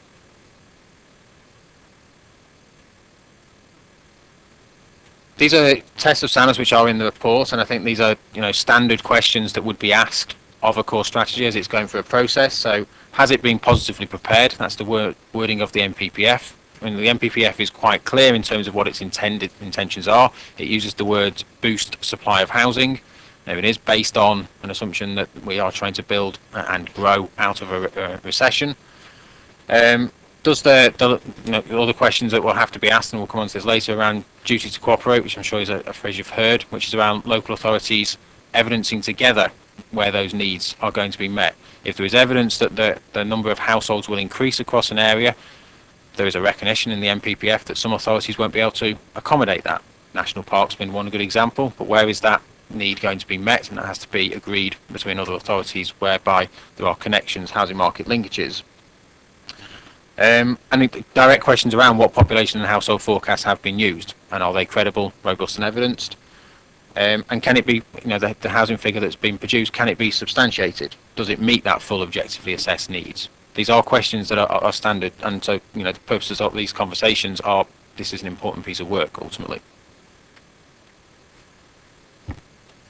In terms of our own recommendations, in terms of having a position which I think was mentioned earlier in terms of defendable as an EIP, certainly I think any work needs to reference those data sets which are mentioned in the MPPF, those subnational population projections, those household projections. It does not mean that it has to stick gospel to them. If there is an evidenced rationale based on policy decisions, etc., as to why we think the future will be different than the past, that's absolutely fine. for example, is there more up-to-date local data that can be used and information that should be referenced? Clearly, inspectors are keen to continue to reference, as you have done in your own work, that where the conclusions you've reached sit against the previous targets, so the regional plan, and again, making a clear statement about why things have changed since then is important. And I think one of the key area really is making sure that policies across the core strategy or local plan are aligned. So we were making those points raised around economic policy earlier. Clearly, if there is a clear statements around the economic thrust for the authority is value added rather than workforce, that has implications in the levels of housing that needs to be required. Alternatively, if there are clear statements around we want to grow by 5, 6, 7,000 jobs over a 20-year period, inevitably that has an implication in terms of your labour force requirements. And there are two simple propositions there. You either increase your labour force by building houses to accommodate them, on the basis that we've seen on the age chart that growth won't happen organically, or you allow increased commuting. And again, that is a basis there for that household demand will be accommodated elsewhere. Again, that's points to the duty to cooperate with the National Planning Policy Framework. And the last point I would say as well is aligning your evidence in terms of the need for different tenures of housing. I'm aware the council has already done work looking at the need for affordable housing. Again, that's a clear driver as well. One of the ways, certainly the way at the moment for getting affordable housing delivery is on the back of Section 106, etc., with market housing. So there is a clear implication in terms of if you've got a high affordable housing need, the inspector would want to understand how you actually plan to deliver that. And that obviously has a bearing over the overall numbers of housing that's planned to be delivered through the core strategy as well. It was on that point, actually. On page 49, para 324, the inspector's comment, in my view, the undisputed and urgent need for affordable housing in the district weights heavily in favour of increased levels of housing provision. How exactly does that equate with the total number? Because we work on a 40% affordable element in the total number. But that doesn't really bear any relationship to the needs register. It's merely saying that's the total number of houses we need, of which 40% will be affordable. Is the inspector going to say, but your need is higher, therefore you need more housing? It is an area of contention. Certainly, I'm not going to touch too much on it because it's not my, we haven't done your affordable housing calculation in this authority. The way that the affordable housing number is calculated at the moment under the DCLG housing market assessment guidance inevitably leads to a large number for most authorities in terms of the level of affordable housing which is required, the net need for affordable housing. One of the driving forces behind that is an expectation that you will meet the backlog of need for affordable housing. The last 4 or 5 years, clearly house prices haven't corrected themselves significantly in comparison to incomes, and therefore there has been an increased affordable need across the country. An inspector will have to make a realistic decision that you probably can't meet what your housing market assessment comes up with in terms of your overall net need for affordable housing, but that the policy needs to be reasonable again in terms of its capacity to do so. So if you have a very high need and you're not setting a housing number which would dent that need, then that is obviously a challenge which be questioned, if you like. Does that answer the question? Are there examples where there are councils that have built significantly more of their build that is for affordable homes or for council houses that you're aware of as a result of the inspector saying that? So as a result of the inspector saying what was said in relation to East Hampshire, are there other examples like that whereby the councils have decided to build a greater percentage of their target build per annum for council housing as opposed to doing a 40-60 split? Off the top of my head, I couldn't cite an example, but certainly that setting of that percentage isn't just based on an overall net need. It's also based on assessments of viability and an understanding of how much housing can actually be accommodated on land. Certainly, there have been authorities in the past which have been asked to set a higher target because it's not considered reasonable. Equally, there are authorities that have adopted core strategies over the last 2-3 years that have flexible targets, shall we say, recognising that viability is a challenge at the moment. So there is a requirement, for example, 40%, but equally that each site is tested on viability basis, and that the recognition at the moment that the market is challenging, and so 40% might not be expected. So, Yeah. I mean, I'm sure you're aware, we own an enormous amount of land in Basingstoke and Dean, so the viability in terms of the developer's concept of viability in terms of our actual residual land holdings makes the argument a little different. In terms of the fact that we've over-delivered for the last 5 years, has that factored in terms of your analysis significantly compared to all our neighbours? For example, Winchester or some of the other areas have significantly under-delivered and delivered way less than their population should determine, and if you were going to work on the same stats as we have, and whereas we've been over-delivering, and therefore the duty to cooperate, would that look at historical data? I think that's another argument really for looking at a range of different scenarios for a modelled process, because you're right in terms of if you have provided call it an over provision, a significant number of houses, that will have implications in terms of trends going forward. If the case being that that was an anomaly and not likely to be replicated, then that's something that should be modelled and tested. But equally, there would be an expectation that surrounding authorities would be bringing their levels to meet their needs, which is perfectly reasonable again. But if they're not able to do that, then would add further pressure onto Basingstoke. And maybe the duty to cooperate is to have those discussions really. And in many ways, I don't know if you saw the recent inspector's decision on Coventry's local plan, but there was a decision made there that it was unsound on the basis that they hadn't provided the evidence on that duty to cooperate extent. So the point was they were recommended to go away and look at their objectively assessed housing need across a wider area to show how it was going to be met collectively. And that would seem to be a valid question in this area in terms of your neighbouring authorities and where supply versus demand has happened over recent years and where therefore it will happen in the future, because the two are intertwined inevitably. Councillor Jones. Thank you. Following on from Councillor Gardner's point, and I suppose it's also picking up on Councillor Cubitt's, she talked about an over-provision in the last years of housing, but if you look at last year, we only delivered 31 affordable units, whereas our policy is to deliver 300. So in relation to affordable, I'm not sure, we can argue that. Can I just ask, in relation to picking up on what Councillor Gardner was saying, is in relation to 6.12 on page 77, are you saying that this is saying that there is I'd like you to explain a bit more about the disconnect and how we calculate the affordable housing figure. Which methodology do we use?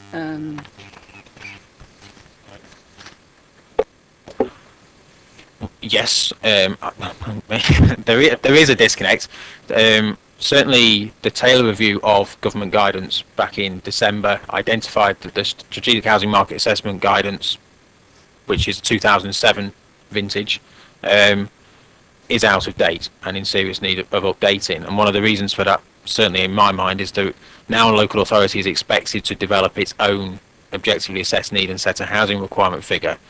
The way that the calculation for affordable housing is worked out is unhelpful, shall we say, in terms of trying to balance across the two, because that number is often bigger than the overall need figure because of needing to take into account a backlog of people on waiting lists, etc., in a 5-year period, which is required in the SMAR guidance. Can you just explain that a bit more clearly for me, what you mean by that is in relation to our calculation? In terms of the calculation of affordable need, again, I haven't done that for this authority, and I haven't got the numbers in front of me at all, but the way the affordable housing need currently is required to be calculated is based on a stepped process within the Housing Market Assessment Guidance, 2007 version, which looks at, firstly, how much backlog of households are classified as in unsuitable housing, takes off how much potential housing that is available for those. That's planning permissions coming forward and any vacant units. And then looks at it going forward the next 5 years, how many people there are going to form new households, how many of those can't afford, and adds on to those existing households falling into need, and removes the number of, takes off from that figure, the number of lettings each year, to arrive at a net need per year. But that is intended in the guidance really to have a 5-year lifespan, so over a 5-year period, which doesn't necessarily match up particularly well when you're trying to do work on population and household projections, which don't take account of a backlog directly over a 5-year period being met. So the two don't connect ideally at the moment, but I think it should be aware that hopefully that guidance will be updated, and I anticipate, given it was given an urgent status in the Taylor Review, that might be this year, at which point hopefully they will take that into account. In relation to sort of us coming to a figure in the future, what would you suggest that we need to do in relation to that calculation at this point? Sorry. I think at this point you are following the guidance as it is at the moment. You have a report which follows the latest SMART guidance, and therefore meets the requirements there. And equally, based on the recommendations of this report, and it sounds like you will have evidence looking at the objectively assessed need as per the National Planning Policy Framework. You'll be in a position that you should be in terms of having the information in front of you. It will have a bearing, presuming that the affordable housing need is quite high, in terms of the overall. If you were suggesting that you weren't going to try to meet your objectively assessed need based on your housing requirement evidence, that would be something you would have to balance as to why you're not taking that into account in terms of addressing an affordable housing need. But the two numbers couldn't be directly compared as they are at the moment. But I think in terms of doing all that you can, that would be as well as you can do until the new guidance comes out. Thank you. And in relation to the graph on 72 of 91, just following on from that, really, this is what you're saying there is that the affordability is getting worse. I wonder if you could just talk us through that graph. So yes, has everyone got figure 18? Yes, on page 72.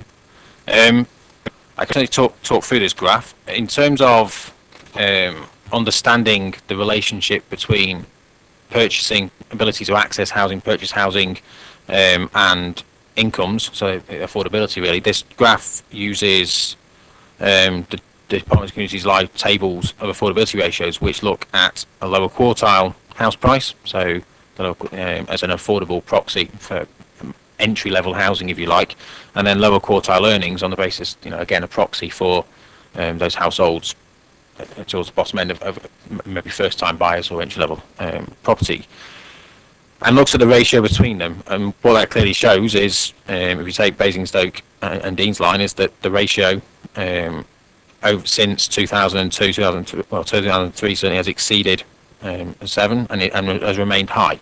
Again, this is not uncommon. We've put on the England average there. That's high as well, and it is an issue in this country in that whilst we have seen economic impacts of the recession, house prices, whilst they have changed slightly, have stayed pretty stable. They haven't corrected themselves to the extent that perhaps you might have expected.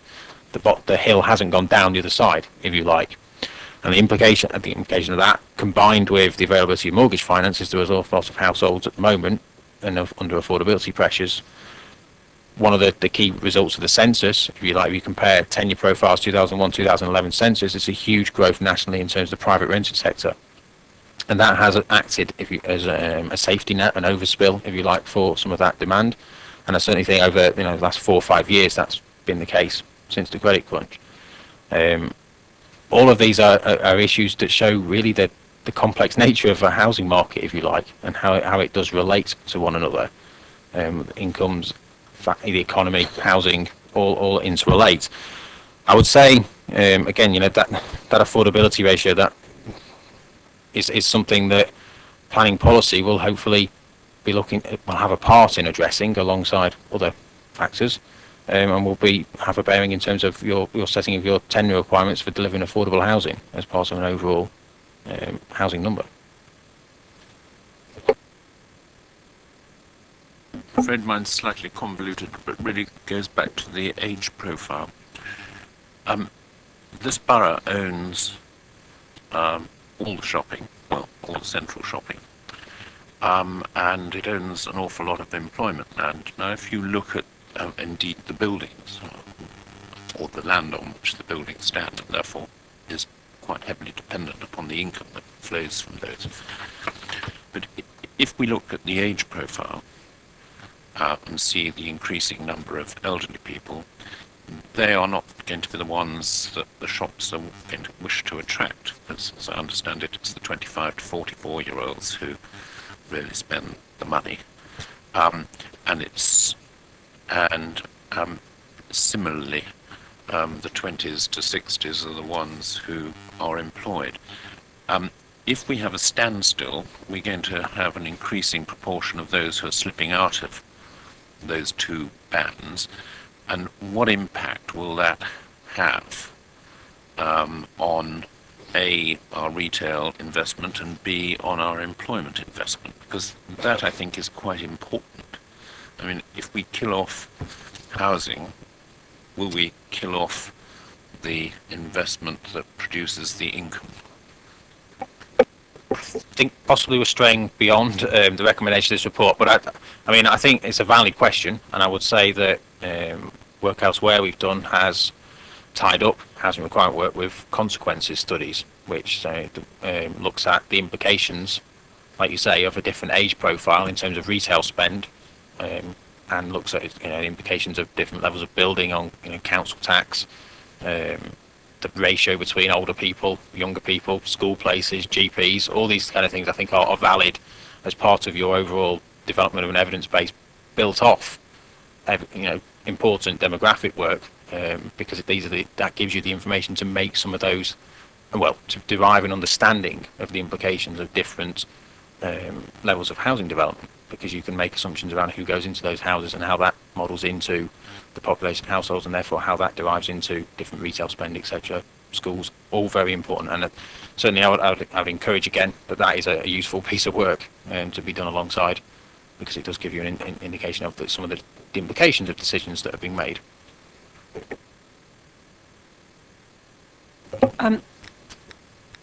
Have you come across a situation like we have, which is that we've built masses of properties, but our percentage of people needing affordable homes has increased, not decreased, despite the fact that we've built a huge number of houses, of which a significant amount of those were for affordable homes? How can a population expert explain that? Because one would assume that if you increase the number of houses that you build and the percentage of that housing is for affordable homes, that should meet the needs of the registers that we hold.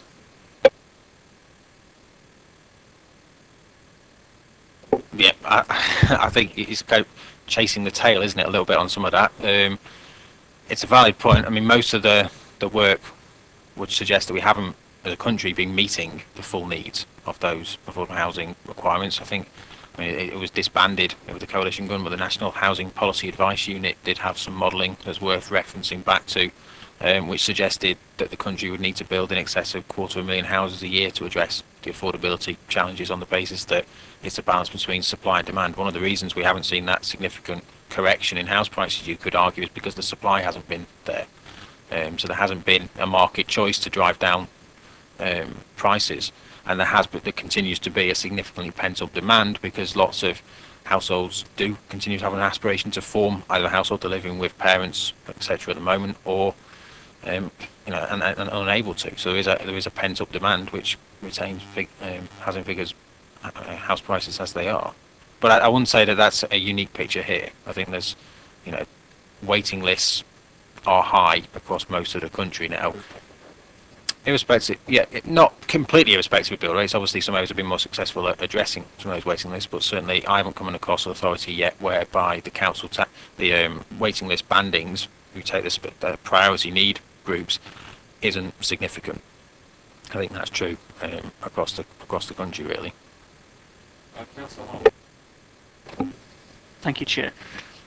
Same theme, really, but I'm trying to understand this in terms of the evidence that we've got so that I've got an appreciation of the kind of debate we're going to need in the future, really. We know that in Basingstoke, the buy-to-let market has doubled in the past 4 to 5 years. We've gone from roughly 3,500 units to 7,500 provision in the past 5 years. That would largely, logically, in my head, account for the over-provision that others have spoken about. We've built, and it's gone straight to the private sector for buy-to-lets in a significant proportion. In terms of the affordability profile, our officers have so far used the 40% ratio to justify housing figures as part of the site selection process in a variety of settlements around the borough.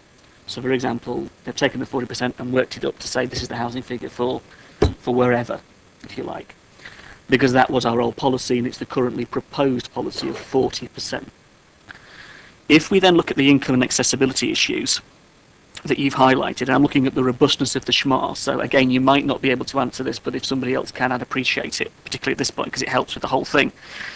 I'm trying to understand the correlation between affordable housing and then market housing in the context of a number and how we take the evidence and read the evidence. Our officers also tell us that in terms of total housing need, at the lowest need on the housing register, the lowest need, just to meet priority need, we're talking about 765 units of 765 households forming a year, equaling after relets 271 units required new, affordable, at the lowest end, just to meet priority need. If you then take the whole register, we're talking about 1,600 requirement, but 1,100 in terms of new build taking the off. Now, if that evidence exists, and it does, I'm conscious, does our SHMAR now reflect that? And how we justify that? We also know, again from our officers' evidence, that 46% of the population in Basingstoke cannot afford a mortgage. They cannot have access or do not have access to a mortgage because their income to mortgage availability is just there. So my concern is, with what you said in this report, and Councillor James and others have brought this out, because of the need to have a robust SHMAR, if it isn't, then in my mind our own evidence is leaving us very, very vulnerable if we carry on with the 40% marked up to market demand. So I guess my question really is there examples of inspectors accepting 60 or 70% of a housing number coming from the affordable need? Can we justify that if that is truly where we see our need being? Not on the market side, purely, but a significant need in terms of affordable housing and the variety of product that could be. Can we justify that, do you think, in terms of an inspector? It's a big question, but I'm conscious it's one that's playing on my mind on the basis of everything else that's been said. Mr. Hunter. I'm just going to answer part of that. The updated SHMAR, so all the information that we've been providing to members at the workshops on affordable housing is coming to this committee on the 28th of March. So we'll be bringing all of that together so you can see the SHMAR all those component parts together so that you can start to see how that has a relationship with what we might build in the future. And just in terms of a point of correction, I think the 40% affordable housing in terms of the housing scenarios where we talked about sites was just one element that we used in terms of contributing to how you might get a particular figure, but it wasn't the only one. You may want to comment on the final point. I really do appreciate that. My conscious point was it was the one thing that was picked out, and people did actually refer to the 40% as being the big driver. So I'm just conscious it was in black and white there, and a lot of people latched onto it. Lots of people latched onto it, but it wasn't the key point. Mr. Mitchell.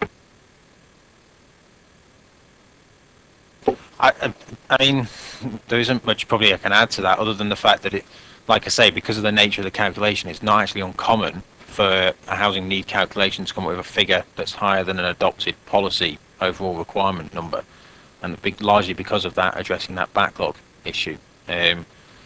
So, and it's, I don't think it would cause you a fundamental problem. It would certainly be something that would be questioned, but as long as there was like I say, if it's followed the guidance and it's followed the rules as they are at the moment, then that's robust, as robust as it can be, noting its limitations. But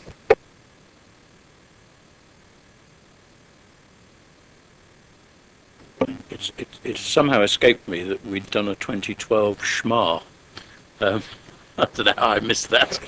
Um, I haven't seen it yet. Well, I just hope that this time around, even if we're using the same rather stupid guidance that we were using last time, it really was stupid, it was patently the wrong thing to do. I do hope we are this time looking at a strategic market, because the last time around we looked at something that wasn't a housing market by any definition at all. It was entirely the wrong territory, and chosen for entirely the wrong reason. So I wait and see with bated breath. I just hope it is this time strategic. If that's the case, if we've done a new one, that's good news, except that it may have been done on rather stupid guidance again. That's not our fault. I just wanted to make the point, because you mentioned earlier affordability as opposed to affordable, and you seem to be implying in that somehow if you build more houses it will fix affordability. I don't think there's any evidence of that. I mean, the Kate, whatever her name is, came up with that stupid idea that you know, to fix the house price problem, you built a lot of houses. Nationally, that might well be the case. In this neck of the woods, there's no evidence that the housing market is anything other than completely elastic within any reasonable range that you might even consider doing.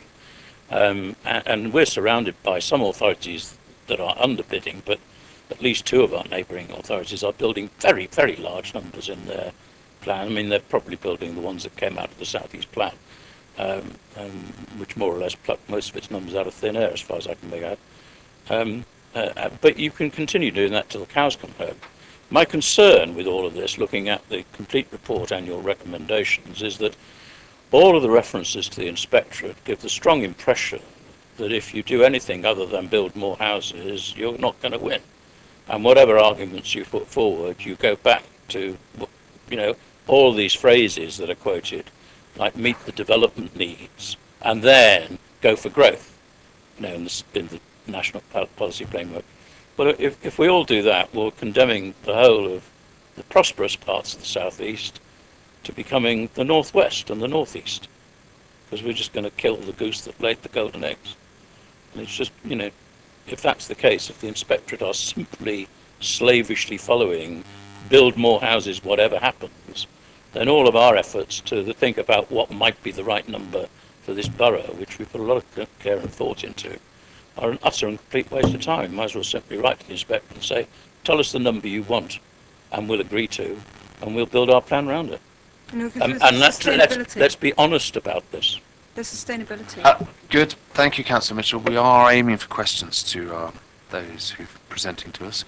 I have Councillor Ms. James. Could you just remember those questions, please? And then we want to get cracking with them finishing their presentation as soon as possible. Those who have taken half an hour to present. Can I, in page 41 of 91, 2.22, you say there, whilst the profile of new builds was not available for the complete borough, why wasn't it available? And when you say statistics for Basingstoke, is that just the actual town centre? What you're saying there is there's been a can you just explain what you mean by that, please?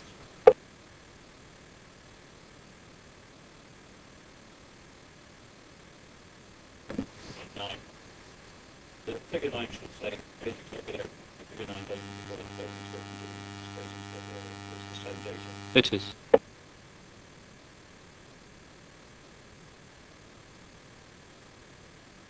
think this is information that we provided. It was in a report. Yeah, it was in a previous report that's been in front of this committee before. But the question I'm asking is, whilst the profile of new builds was not available, why wasn't it available for the rest of the area? What are we saying wasn't available? Could you explain 2 point? That was the information that we had as officers, and that's what we supplied to edge analytics.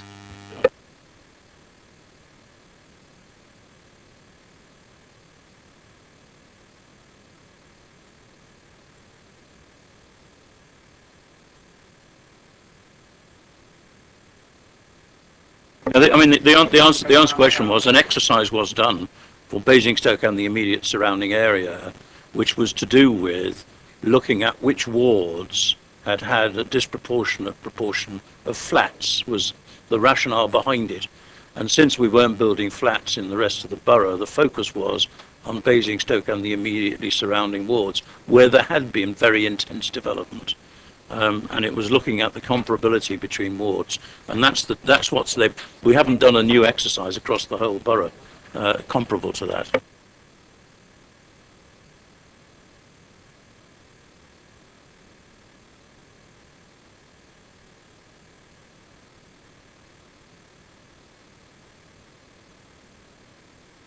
I'm going to try and jump to the guidance and recommendations, which touch on lots of the issues that have been raised. But I mean, one of the fundamental things that we were trying to do was look at the methodologies that you'd employed. That's what we're asked to do, was to look at the methodologies that you had employed in deriving the housing numbers that are being presented. Has all the relevant evidence been used, and is any new data available? I think in our analysis we tried to demonstrate that we didn't think that you'd taken full account of the evolving age structure of the population and the impact that has on the household headship rates and therefore household sizes. I think because you didn't use a demographic forecasting model that was able to look at the most detailed age profile and how it changed over time and therefore how it impacted upon household formation. I think that was a particular issue. New data that will become available. 2011 based subnational household projections are due. They are due. We're not sure when they're going to be published, but those are pretty fundamental because we're hoping that those include new information about rates of household formation that have been taken and updated as a result of new data from the census. Those are due in April. ONS are also updating their mid-year population estimates, and I don't think this impacts too much on Basingstoke and Deane because your census estimate was pretty close to the mid-year population estimate. But ONS are going back and recalibrating all the mid-year estimates from 2002 all the way through to 2010. That's so you've got a consistent progression of population change based upon those components: natural change, internal migration, and international migration. And that will be the basis for the formulation of new trend projections using that data. And then we've got a alternative, we've got additional census data, which will be made available throughout the rest of this year and 2014. Travel to work data is particularly important. Looking at the dynamics of journey to work in this area is particularly informative, I think. Yes, Councillor Lee. There wasn't much reference, in fact probably none, to those who commute to London, and I think it is actually quite a large number of people, certainly judging by the difficulty of getting a seat on the train. Or a slot on the motorway. And there seemed to be a suggestion that it was fairly local commuting. Well, the large majority will be localized commuting. You will have people, large numbers of people commuting into London, but you've also got a large number of people that are commuting to the surrounding local authorities. Evidence suggests that is the case. So I'm not saying there's no outflow to London. Very much so there is, but you've still got a very big flows into Reading and others. I understand that, but there didn't seem to be much reference to the commuting to London. And I think it is quite important because actually a lot of the flats that were built are actually occupied by people who work in London or work in Southampton or whatever and find it a convenient place to live. And that factor didn't sort of come out, out of your report. I certainly think that's a valid point. As the slide before there, that travel to work data, which will come from the census, will be a really important insight into the scale of that issue. I think we can speculate, based on how many train loads, etc., but it's hard to actually evidence. And the best information we have is back to 2001, which doesn't pick up those trends in terms of building. So I mean, we would be speculating. I think that's an important update point in terms of that 2011 census, and it's a bit of a shame that they've not fast-tracked that information out. But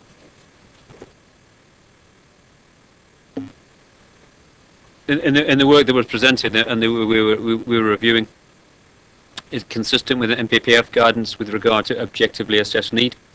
While the analytical approach taken is aligned to those requirements, and in large part the subsequent clarification provided through the inspector's interpretation and application. You've sought to update and test official statistics, as well as the evidence that was previously produced for the South East Plan, and to ensure that it provides a more robust assessment of need across the borough. You've included an assessment of future migration rates, changing household dynamics, market constraints, and the link between the future growth of the economy and its relationship to population and household numbers. So that the reason justification behind many of the assumptions all appears pretty robust, and it resonates, the point that we make, resonates with key issues affecting housing demand at the moment.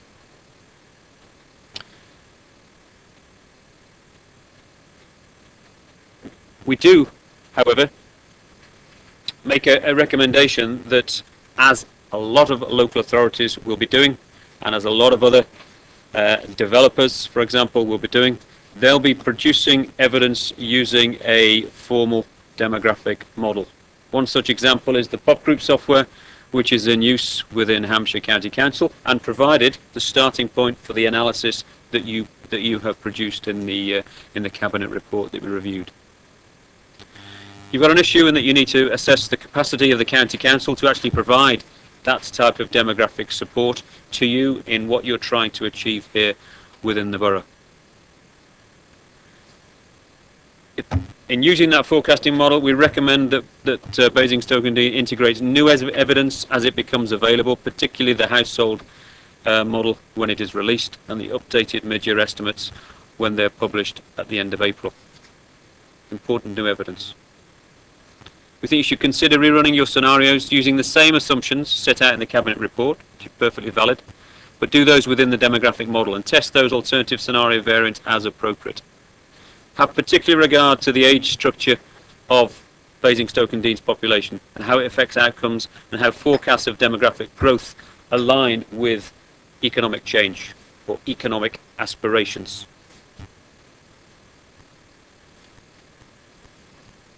The borough might consider undertaking further work to evidence the assumed potential employment change. Economic policy, economic growth is pretty fundamental here.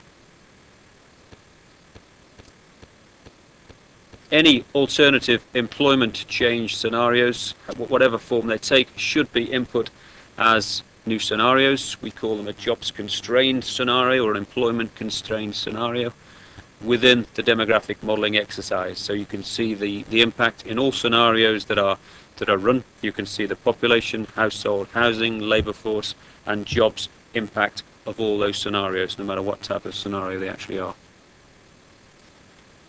You're already in consultation with officers in surrounding authorities, and that obviously needs to continue.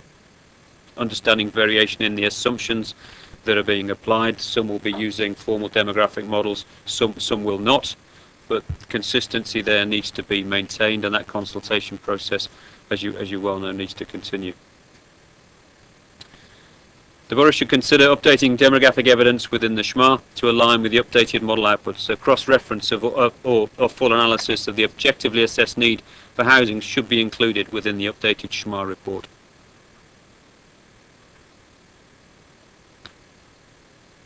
And it is actually quite difficult because there's always got to be a point in time when you need to put the evidence together. Over the last 5-6 years, demographic evidence has changed on an annual basis. Very difficult to keep tabs with it, not just because new data is being made available, but methodological changes have been made to the way that demographic estimates have been put together. But here, it is necessary to just recognise that additional data updates will be forthcoming, and then updated research output should actually integrate where it is available. and just indicate awareness of those potential future data releases, because it may be that you need to put the evidence base together prior to the household model being released in April. It may not be released in April. If it's not, then the evidence base will still need to be put together. So on our fundamental recommendations, I think, are to do with the not necessarily a criticism of the approach that has been taken, but just to recommend that the methodology that is used to look at alternative forecasts and to integrate data. No, the evidence, we've got to use the evidence. You've got to use the evidence, and if you use the evidence, if you use the data within a modelling framework, it gives you the flexibility to look at a variety of growth scenarios, however those growth scenarios are defined, whether they're trend-based or whether they're particularly constrained by jobs growth or land availability or whatever. But that consistency is very important in the presentation of the data, and fundamentally it allows the correct handling of the evolving age structure of the population as the population ages, and also as you look at the impacts of in-migration or out-migration upon the borough in terms of how it affects your evolving size of the labour force. Thank you.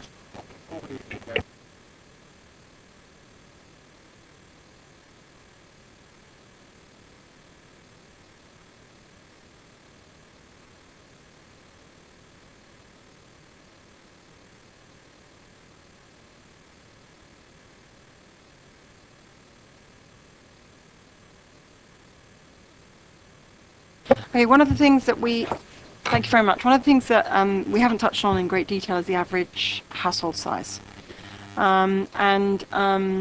It's of great concern to a number of people that I have to deal with in my ward who monitor the housing number projections very closely.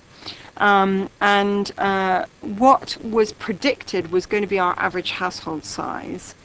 And given what we built extensively from 2001 to 2011, was that our average household size was going to drop quite significantly. And in fact, I understand it didn't do what it was predicted to do. And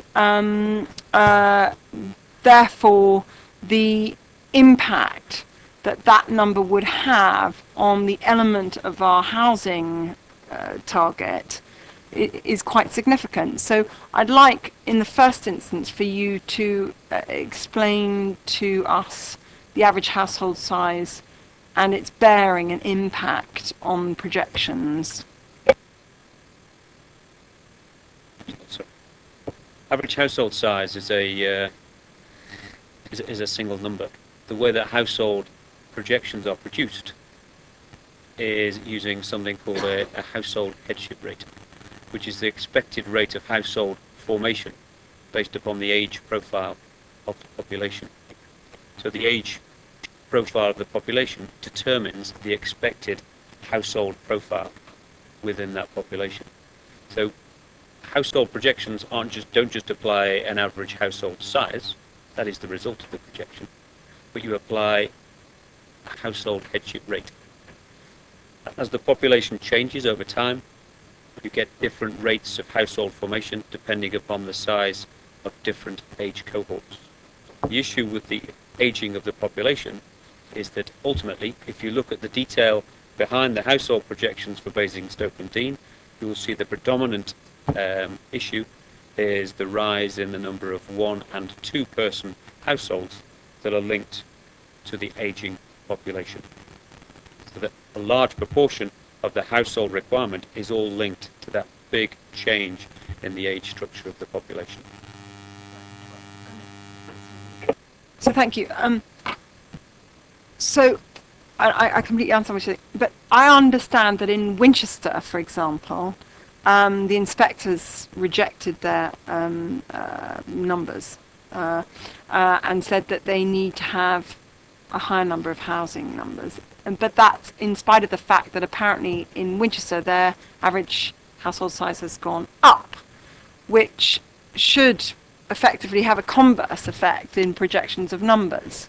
and the inspector didn't refer to that, whereas for us, we're told we have to increase the number of houses, despite the fact our average household size didn't drop very much because of this projected average household rate. So it's this figure that seems to have an impact. With you're damned if you do, damned if you don't, and there doesn't seem to be, some kind of thread that is easily understood.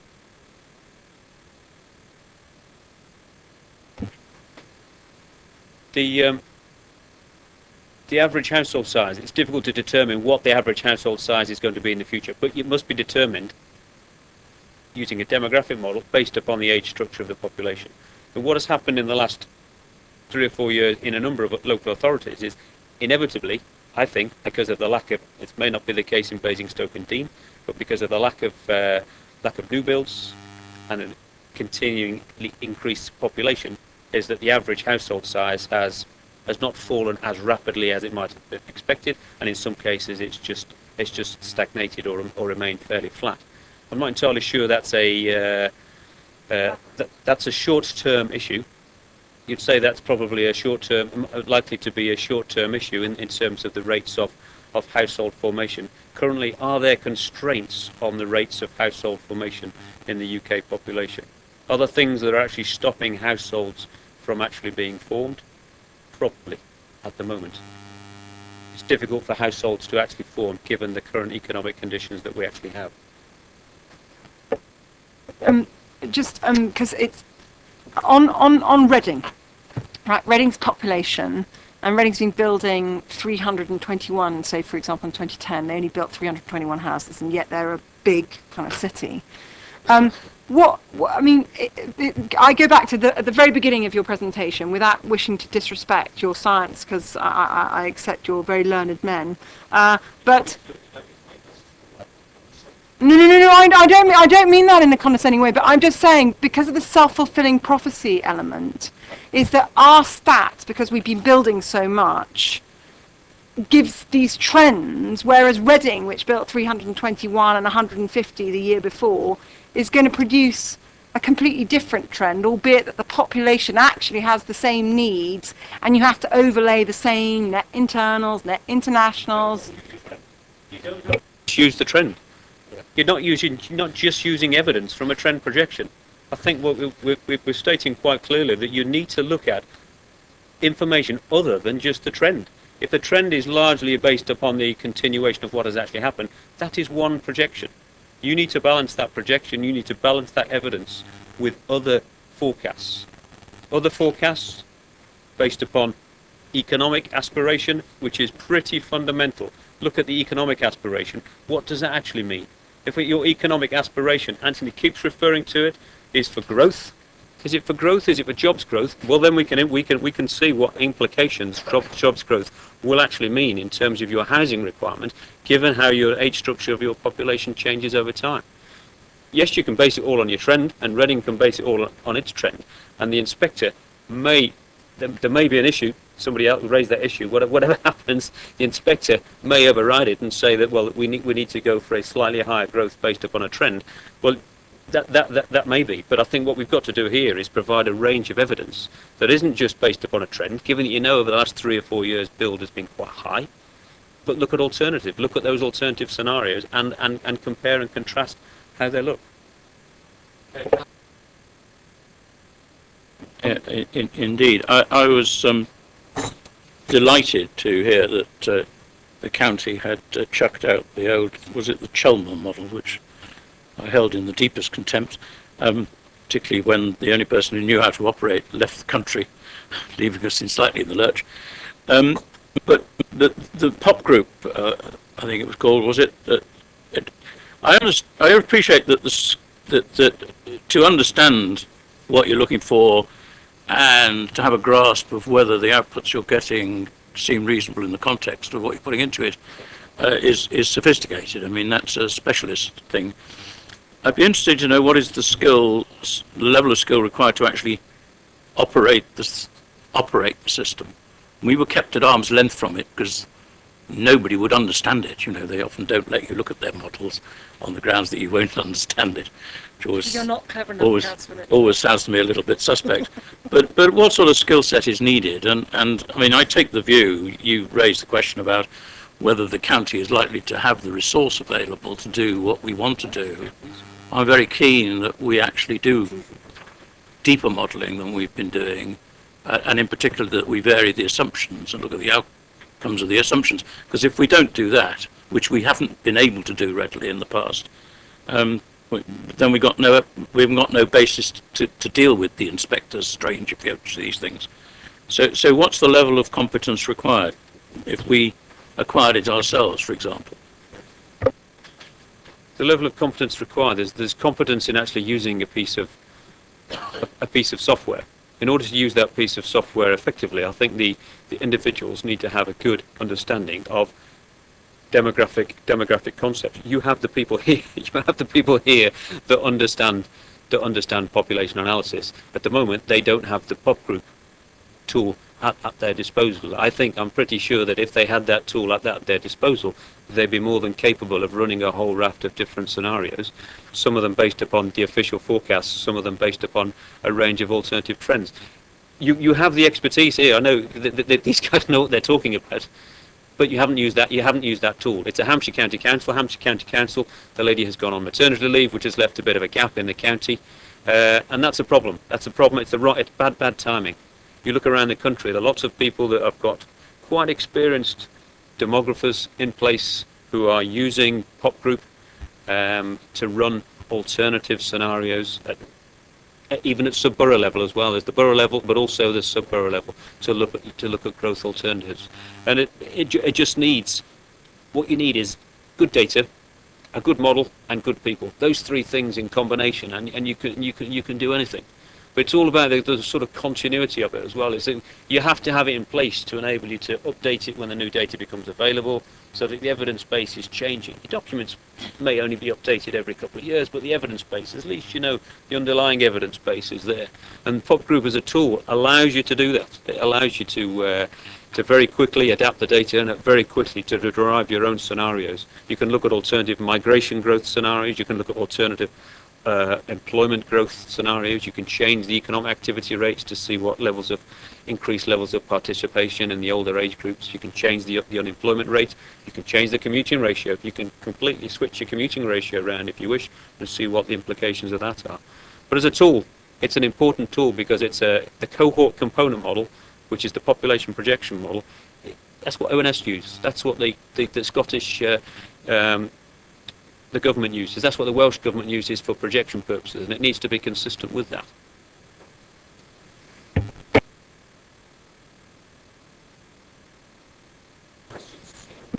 Yes, thank you, Chairman. Two unrelated questions. Can the model be configured to produce results at a more granular level? I mean, could we have projections per settlement, for example? Oh, sorry. Yeah. Well, we do quite a lot of that work at the moment. For example, we're working with Northumberland, the unitary authority. They've defined 34 housing market areas, as they call them, but sort of microgeographies across Northumberland, using those to derive an historical picture of change, which is important, because if you look at the historical picture of change at a micro level, you get some real concentrations of growth. And very important when you look at that, because then you can produce small area forecasts which are really slightly more targeted, and it's almost a better evidence base, because you can say, well, we've had this level of growth over the last 5 years, 10 years in this local area. We can't feasibly continue with it over the next 10 or 15 or 20 years. So small area forecast can be done, slightly less not robust, but the information you can get at small area level, you can't disaggregate between internal and international migration. You're just looking at the balance between natural change and net migration. So you're using those two factors. But equally as powerful, and I think once you start pulling together, I mean, there might be wards, there might be a census wards, or there might be microgeographies based around housing market areas. But it does provide some good intelligence, even on just the historical data, just looking at the historical pattern of change between natural change and net migration between those local communities.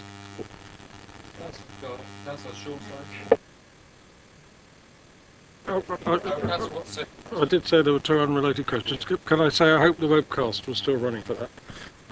Because we'll be returning to it time and again, I would think. I'm afraid, although I understand all the words, I don't understand what you're recommending in paragraph 612 on page 77.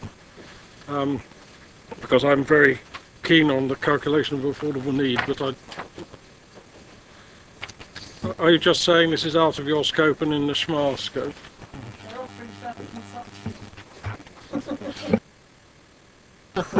I'm going to ask them to give me a job, because I've decided being a councillor is too much like hard work. 612.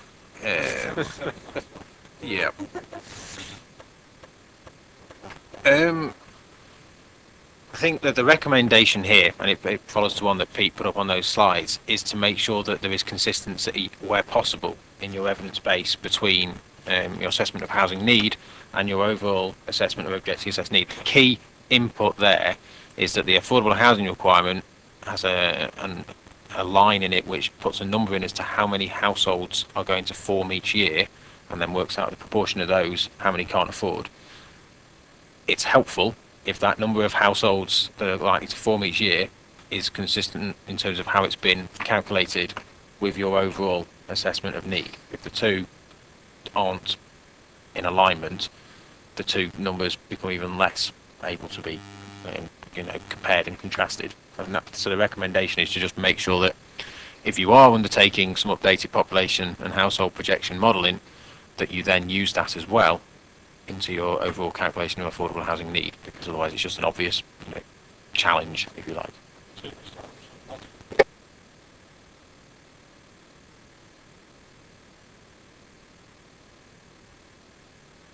Thank you. Just going back to page 73, the development of positive planning policies should arguably look to return to a position which matches household aspirations, rather than sustaining recent trends driven by a constraining factor. And we all know the constraining factors at the moment. It then says the actual realisation of household aspirations will fall outside of the control of planning factors. Given an element of unrealistic expectations, are you saying that for planning purposes we should ignore reality? I hope that's not what I'm necessarily saying. I think the point, there's 2 points here, and I probably should have come in on an earlier question in terms of the levels of housing, household, that point around household size and the fact it has been constrained over recent years. The question is, I guess, from anyone looking up from outside, is that something we want to replicate for the next 15, 20 years? We are in a recession at the moment. There are not unique, but certainly fairly of this time, challenges around mortgage finance, etc. If you've gone back to 2007, people were able to easily find mortgages, etc. That has an impact in terms of how much housing you're planning for, whether or not you're meeting aspirations, different tenures of housing. Are you trying to recognise that there is an aspiration still? When we've done household surveys across different authorities, and they come up with the results that people aged 18 to 34 still aspire to have their own house and still aspire to own it ultimately. Whether they can actually do that is out external factors. The point around planning factors and policy is really about in a local plan, your policies can only be so prescriptive. There are limitations to what you can prescribe, if you like. For example, the relationship between market housing and private rented housing is very difficult to set in a policy term because it's grouped together. Yeah, there's any number of things where you have to. All you've got to do is try and show sufficient flexibility in the words of the NPPF that you've planned positively, and that you aren't looking to create contradictions in terms of your policies. So that the housing is viewed in the NPPF as an important part of the infrastructure to enable the delivery of your other policies, many of which are around the economy, because of where we are at the moment. Does that answer the question? Partly. I think what we have seen over the last few years are some constraining factors on property purchasing and the availability of mortgages, which all things are cyclical, days of lunacy will come back, but I can't see a lot changing in the next 15 years. So I think a lot of these constraining factors we've got now are still going to be with us, even when the recession goes. Yes. I can't see in 15 years into the future. I'm sure if I was sat here in 2006, I wouldn't necessarily have predicted where we are now, and many people didn't. 5 years from now, we could be in a completely different position. It's challenging. I generally would evolve, the advice in all these housing market assessments is not to overreach some of these conclusions. Trying to make assumptions around how house prices are going to go is challenging and only going to be open to criticism, in my view. And incomes in many ways the same as well. So you're trying to limit your stretching of your knowledge and assumptions, really. And I think that's, if you're in front of an inspector, you've got to be able to justify what assumptions you've made. And so that would be my view. Councillor Shaw. Thank you, Chair. It's a couple of questions in relation to 5.10 through to 5.15 on pages 65 and 66 of 91 of the report. And those are the sections that cover the impact of house building levels and size of homes built over the last 10 years on the growth of population and average household size. I wanted to do two things. One was to check my understanding of what the report is saying about the interrelationship of, what is built and household size, where, so far as I can make out, what the report is basically saying is there is a certain interrelationship, but it's not a sort of direct one in which one builds more two-bedroom houses and therefore one gets a sort of direct sort of two-bedroom house, two-person household or whatever. So I wanted to sort of check that understanding was correct and that there was the size of houses built had an effect, but not necessarily an absolutely sort of direct ratio effect. And also I just wanted to ask what your conclusion was about the impact of house building levels on future growth.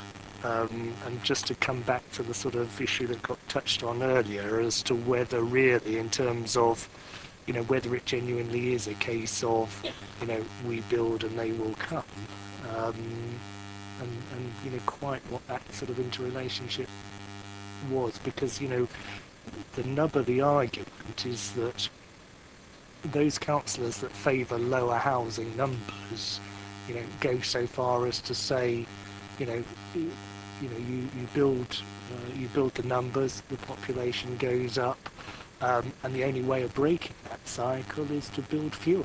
And if you build fewer, there will be fewer. So I just wanted to sort of ask about, first check my understanding on household size and type of house, but also the interrelationship between house building and growth. On the first point, in terms of household size and properties, I think that's a correct interpretation. Obviously, in affordable housing waiting list, you have bedroom standards. You are assigned a house increasingly, so that will become the case on how big a household you are. That isn't true in market housing. Anyone is able to exercise the choice to an awful lot of. If we look at the census statistics across the country, there's a big difference between the number of bedrooms and the number of people in that household. There are a lot of large households with one person, two people in, often older people. That's how this housing market in this country operates. We can't force them into one-bedroom flats, two-bedroom flats. So a direct correlation should always be treated with extreme caution.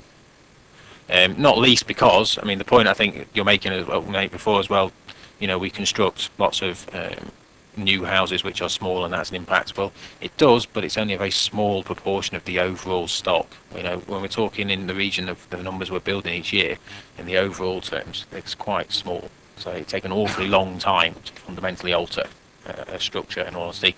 And again, go back to the point that Dr. Bowden made around the projected growth in single and couple households. That growth isn't just because people don't like each other is largely because it's driven by older people, and that again is you could argue an inevitability. So there will be a continued demand for smaller properties. I can't see any other way in this country, and perhaps it's something that the country isn't planning for sufficiently. But the second point, which is around if we build and they will come, etc. Well, yes, it is true. I mean, these are projections. If Basingstoke turned around and point blank said we're not, or developers and house builders turned around and said, right, we're not building any housing in Basingstoke, that wouldn't come true. You know, that's obvious. What I would say is that you need to think about it from probably the other angle in terms of what is the consequences, and are we happy with those consequences? And that is what an inspector is asking. So the consequence would inevitably be that you would be limiting your new people coming into the authority. You would obviously have an impact in terms of your capacity to address those needs of those households that can't buy. And as I think I was made the point earlier, that's an important add-on to an understanding of this nature. You need to look at it from the other perspective to be able to see what the implication will be. And if you can robustly stand behind those as being acceptable consequences, then okay. And again, the point of the NPPF is to say that, well, if you're not going to meet those needs as a country, somewhere they need to be met. And again, it's perfectly legitimate if there are environmental reasons. There are starting to be examples where that is taken into account. Then surrounding authorities, take Nottingham is a good example. Its objectively assessed need is far higher than it could ever deliver because of its constrained boundaries, and surrounding authorities such as Luscliffe have higher figures as a result of that. And Milton Keynes is another one, because that's a reality. There's a finite amount of land in lots of areas, so. Just trying to push this into recommend. Just two questions, one coming back to that, but before that, you said en passant in connection with the pop group model that you could model only the net migration. You couldn't model the external migration. I understand that, but is it the case but you can at the gross level? But my including, just to be clear what I'm looking for, including the characteristics of the internal migration, of the actual internal migration, as opposed to the net migration. The characteristics of the pattern of the sorts of people who go and the sorts of people who come, or sets of households, or however you want to define it. The age and sex profile of migrants is what is modelled in a population projection. And you could change assumptions on that. Yeah. The other thing comes back to this discussion you just had, going back to page 67 and paragraph 5.20, where you say that new stock only represents a very small proportion of household movements. I'm not quite sure I understand that, because if you build 1,000 dwellings, which typically in a couple of recent years we've done that sort of number, and you have 60,000 dwellings as your stock, every one of the 1,000 dwellings is a move. So that's 1,000 moves. To match that, 1 in 6 of the rest of the dwellings would have to move. I don't think we have got a movement of 1 in 6 of the stock. Seems very high to me. No, 1,000 new ones represent 1,000 moves. 60,000 stock. To match the 1,000 moves represented by the new ones, you'd have to have 1 in 6 of your 60,000 to get another 1,000. 1 in 60. And you think that that's about the right number? You think 1 in 60? I mean, what do you think is typically the turnover amongst existing stock? Probably have numbers for it.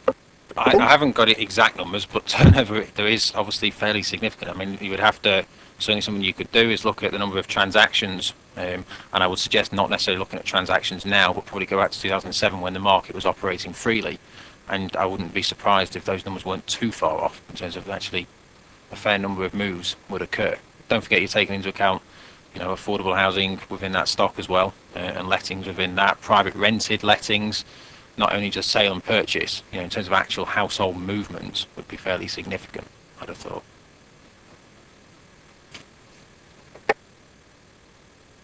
Right, can I ask a question, if that's all right?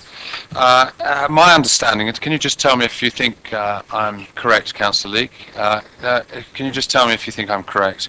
That what you're saying is that the modelling done so far, there's nothing wrong with it, but there are areas that perhaps need a bit of attention, and you're also recommending that the officers use a recognised demographic model to see what the outcomes from that would be, partly because you think the inspector might expect to see that work done, and partly because others who might wish to challenge the plan might have done that work, and any distinction between the two, we would need to have evidence to justify why our outcomes were different from theirs. Is that a broad summary? Yes, you need to use a demographic model to do demographic modelling. No, just... No, that's important. I'm not. Yeah. That is important. Yes, yes. So it's a very clear recommendation from you there. Members, what we have is an opportunity to discuss what the recommendations are, although they're pretty clear in the sense of they're saying to the portfolio holder through the officers, get on and do this extra bit of work and all the different areas that have been recommended, and in particular use the a recognised demographic model so that you can work out what the outcome is, and if it is distinct from the outcome that you've got at the moment, work out how you justify whatever position you're going to take. Now that seems to be my understanding of it in a nutshell. I'm not curtailing anyone discussing it, I'm just trying to focus our minds on what it is. And can I say from the chair that I would support that view if the committee was going to take it. And can I say I will thank the experts at the end, but just pausing at this moment, judging by the tone of your questions to them, I sense that you are very grateful for the work that they've done, and unlike some, without naming names, who sometimes present, who've, with the best intentions, we thought were going to come back with a good piece of work. I hope you agree this is a thorough and good piece of work that's been put before us. I know they don't need us to butter them up, but I think we are grateful to them for the work they've done and giving us the opportunity to go into detail with them and understand the points that they've made. So, members, it's over to you. I'm going to formally put that down as my proposal that the portfolio holder takes on board every point that's in this report and goes away and instructs the officers to carry out, if that's the right way of putting it, using a recognised demographic model for the work. But I'm not going to curtail anyone. You discuss it in case you think that needs to be. Okay.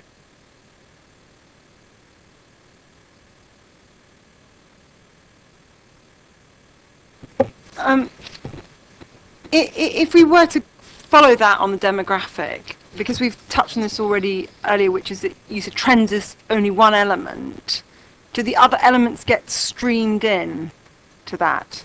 So, for example, if we decided that because the average household size is going to go down because of our aging demographic, that if that were factored into the demographic model, that would say that of the 770 houses that we built, we would need to build 200 dwellings for old age pensioners. I mean, would it be that specific? And the reason why I ask this question is because what we've up until now been doing is building swathes of new housing, which has been for people who commute and are a certain demographic age, and it is not meeting the needs, which is legitimising the numbers at another level.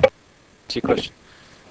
The model allows you to look at as I said before, it would allow you to see the implications of a changing age structure upon household numbers. So you run different scenarios. You can run your trend scenario, you can run a jobs-led scenario, which is different levels of economic growth, and you can run a housing-led scenario, which looks at different housing growth scenarios. You can run different migration scenarios with different levels of migration. In all of those, you can convert those into priorities, but also into household numbers. So you can see, if we did that, what would happen to the age structure? Therefore, what would the household requirement actually be on the basis of the age structure? So you can see, and in almost all cases, there's an inevitability here. You've got an aging population, and whichever scenario you run, you've got a housing requirement for the aging population. In every scenario, whichever one you choose, you've got that. Even if you run your natural change scenario with no migration, you've got that. But then it's what else over and above that results from the different levels of net in migration that might result from the different scenarios that you run. So, Come to Councillor Gardner, it should make clear, if members went along this route, I would be expecting a report back to this committee with the outcomes of that modelling. All right, explaining the processes as best as could be, and the outcomes, and the approach that we might be taking as a borough to those outcomes. All right, Councillor Gardner. I very much support what you said, Mr. Chairman, with one proviso, that having run the demographic model, if we get an answer which is at variance to our current position, rather than try to defend the indefensible, we should take on board whatever comes out of the demographic model. Cross any bridge like that if we come to it. Councillor Mitchell. I agree with your recommendation, Chairman, entirely. It'd be disappointing if we said anything else, in my view. We might say other things as well. It seems to me, and just be interested in an input from our visitors if they've got any views on this, but it'd be interesting to me. I take the view that this time around, starting where we are now, it's unlikely that we will finish up with a proposition for the inspectorate, which we all agree is absolutely and undeniably the right thing. We'll argue about that amongst ourselves and there'll be controversy. And it seems to me quite unlikely that the best will in the world, looking at the way all the other core strategies have been dealt with, that we will get out of it what we collectively have agreed to want, however much we've disagreed about it. It seems unlikely. Most people don't seem to get the answer that they went in seeking. And my own view on this is that the critical thing is the fact that these things need to be and are open to review subsequently.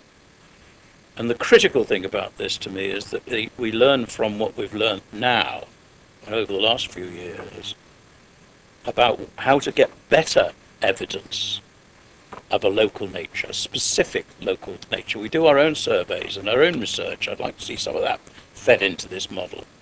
And carefully planned. With limited resources, the key thing is to determine what are the bits of evidence that we should collect annually, every 2 years, every 3 years, what makes sense for an authority of our size and ambition to do. And I'd be very interested,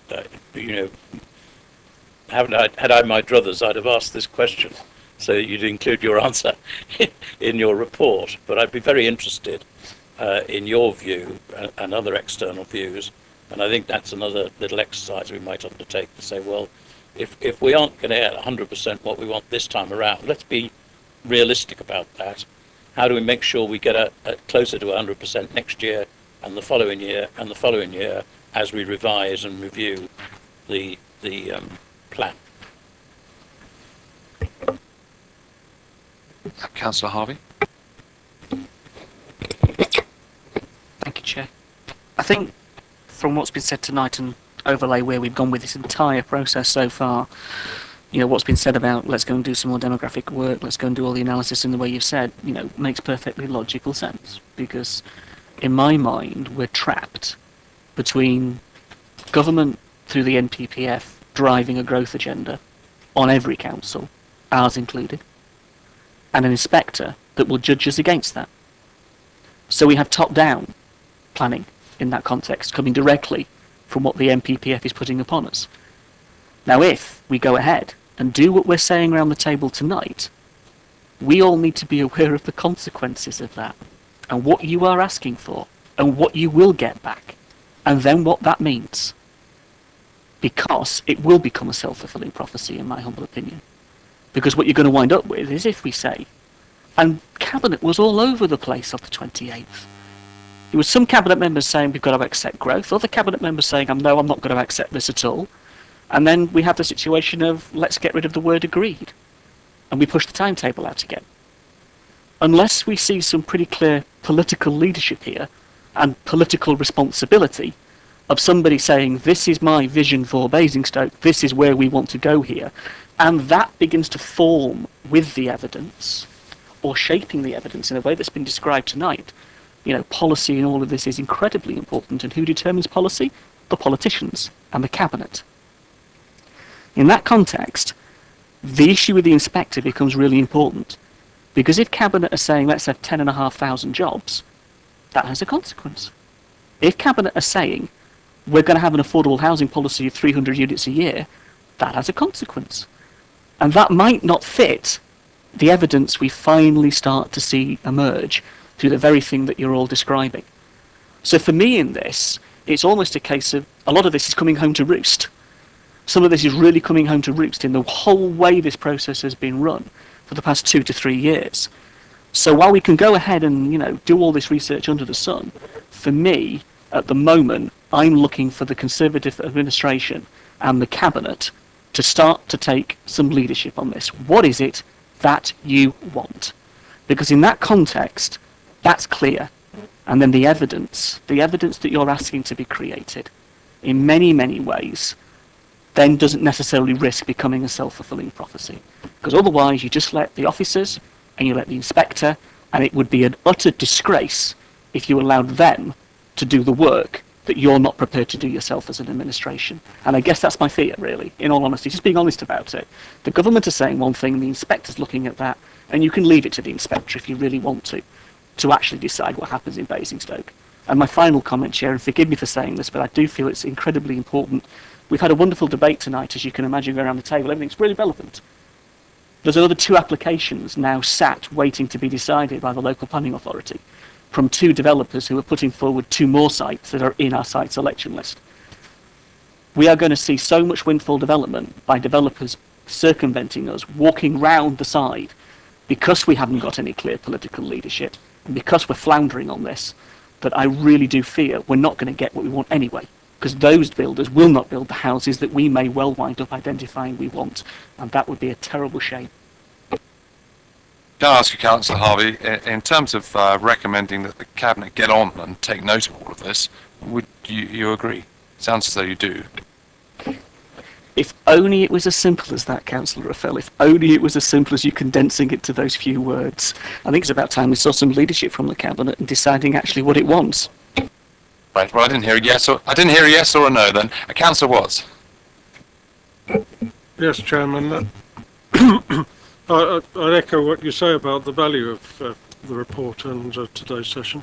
It seems to me highly probable now that we're going to go to the examination in public with a minority of councillors telling the inspector to find the local plan unsound.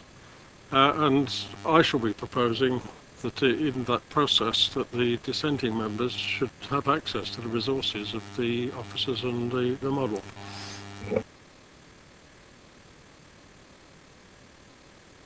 See, We are trying to deal with recommendations here as well. yes, yeah. I think the key issue is, and I think a lot of the points that we made are very relevant, is that this is a piece of evidence that's going to feed into the ultimate decision. But there are other layers. So irrespective of what the demographic projections are, there is also within the MPPF the concept of sustainability. And it doesn't mean that we're wasting time, but it means that we might have to prioritise, and that's why I was asking our visitors whether the model can produce, you know, how many houses do we have to build for the elderly? How many council houses do we have to build? Because if the sustainability ultimately in Basingstoke determines that irrespective of the fact that we have to build, for example, an extreme, if we were told by your models that we had to build 1 million houses and we couldn't, then what's the third way? And the third way is to go bottom up in terms of priorities, and that's where the political element goes. And I think that's absolutely where we're heading, but that's not for tonight and for the experts. But if the demographic model enables us to prioritise, because we can't build 1 million houses, which is an example but is not the real figure, then that has to be good. Thank you.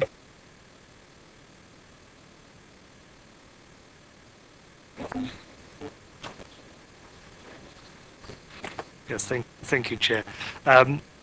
Really, just to reiterate, I would like to thank the professional advisors for producing this report. I think it's very detailed and extensive. I suppose just for the sake of clarification, I wanted to be clear that, in effect, your recommendation was saying, that we accept, what are described as the recommendations, i.e. E8 to E13. Of pages 25 and 26, because those are very clearly stated.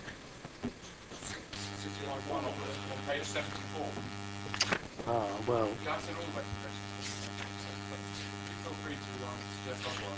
Yes, give me that reference again, Chair. Yeah. Yes, in a way, the reason I've made particular reference to E8 to E13, I don't quibble with us, saying that we accept, what is specifically described as the summary and recommendations. It was just that in that executive summary, I felt that, the, E8 to E13, gave a very succinct summary of, and they're described as the recommendations in that summary. And I think E8 to E13 on pages 25 and 26. And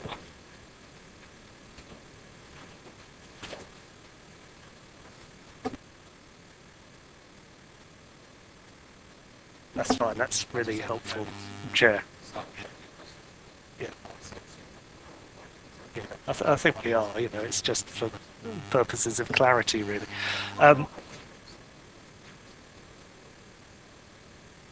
Okay, here, Councillor Cubitt, and she'll no doubt come in a minute. The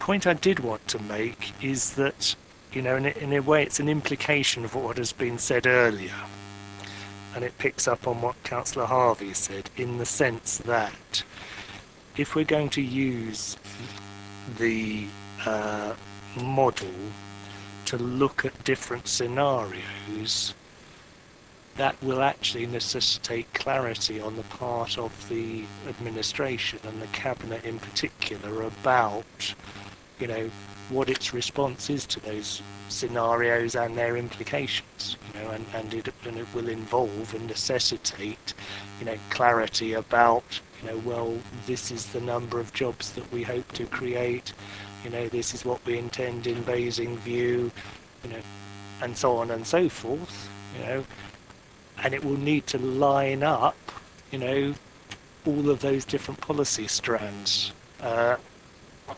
I just make that point, really.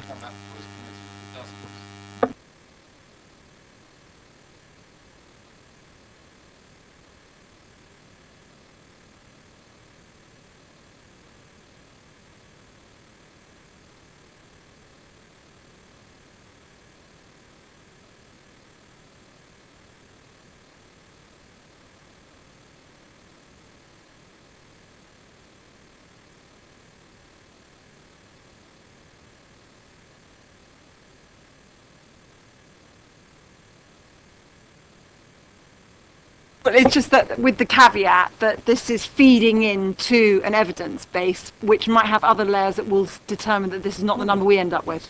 Yeah, that's my point. Let me make it abundantly clear. No one is saying that the outcome of that process is something that we're then going to have to adhere to. All we're saying is we've been given very strong guidance from very well qualified people who tell us, they haven't used these words, but it sounds like you'd be rather foolish if you ignored our advice. So let's go down that road, see what the outcome is, and then if we want to adjust the outcome to what we feel it should be based upon evidence, of course, other evidence, then we're perfectly entitled to do so, but at least we know where we stand. That's where I see it. Councillor Mitchell. I may have misunderstood the overall view here. It seems to me that if we go through the recommendations that have been made, we shouldn't come out with something which is a number. We've done all this work and the answer is 386.5. if it's going to make any sense at all, it should come up with a set of scenarios with alternative outcomes. And those are then to those you apply your planned policies, etc., and say that given all our planned policies and sustainability, etc., the conclusion of all that is this. The problem we've had in the past is we've been shown outputs of models with an answer. And the only thing you can know about the one answer to a demographic projection, you can know it's wrong, but you have no idea in which direction and why. If at least you've got a range of them, you're honest about the fact that the future is uncertain. Okay. I think in relation to 75, page 75, 6, 7, where it talks about the need for sophistication of our modelling, and which you're talking about tonight, is really important because we've got all of these developers biting at our heels that are going to be much more sophisticated in their approach. And if we don't, and it's very clear within that paragraph, we're in big doo-doo, really. And so I really want a much more sophisticated approach from our process. And the other bit that I really want us to pick up on is the affordable housing element. I have grave concerns, and the Labour group have grave concerns as to the approach that we're taking on affordability. And those people on the housing register in desperate need of housing are requiring us to meet that need, or at least start to address it. And if we're only delivered 31 units last year and our target is 30, again, we're in problems. And those people, we have a duty to at least try to address some of that need. Thank you. Well, members, are we in agreement? Yes?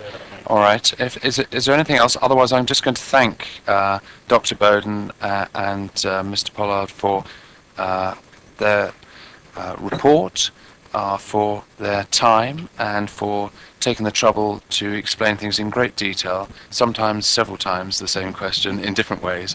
I think it shows a tribute to their skill that they understand that we as councillors approach these things from different angles and for different reasons, and sometimes we have to ask the questions in different ways just to make sure that we've aired the subject properly, and I hope they understand that. And can I thank them and hope that if it's appropriate, the council feels it appropriate to instruct them again on another piece of work in due course.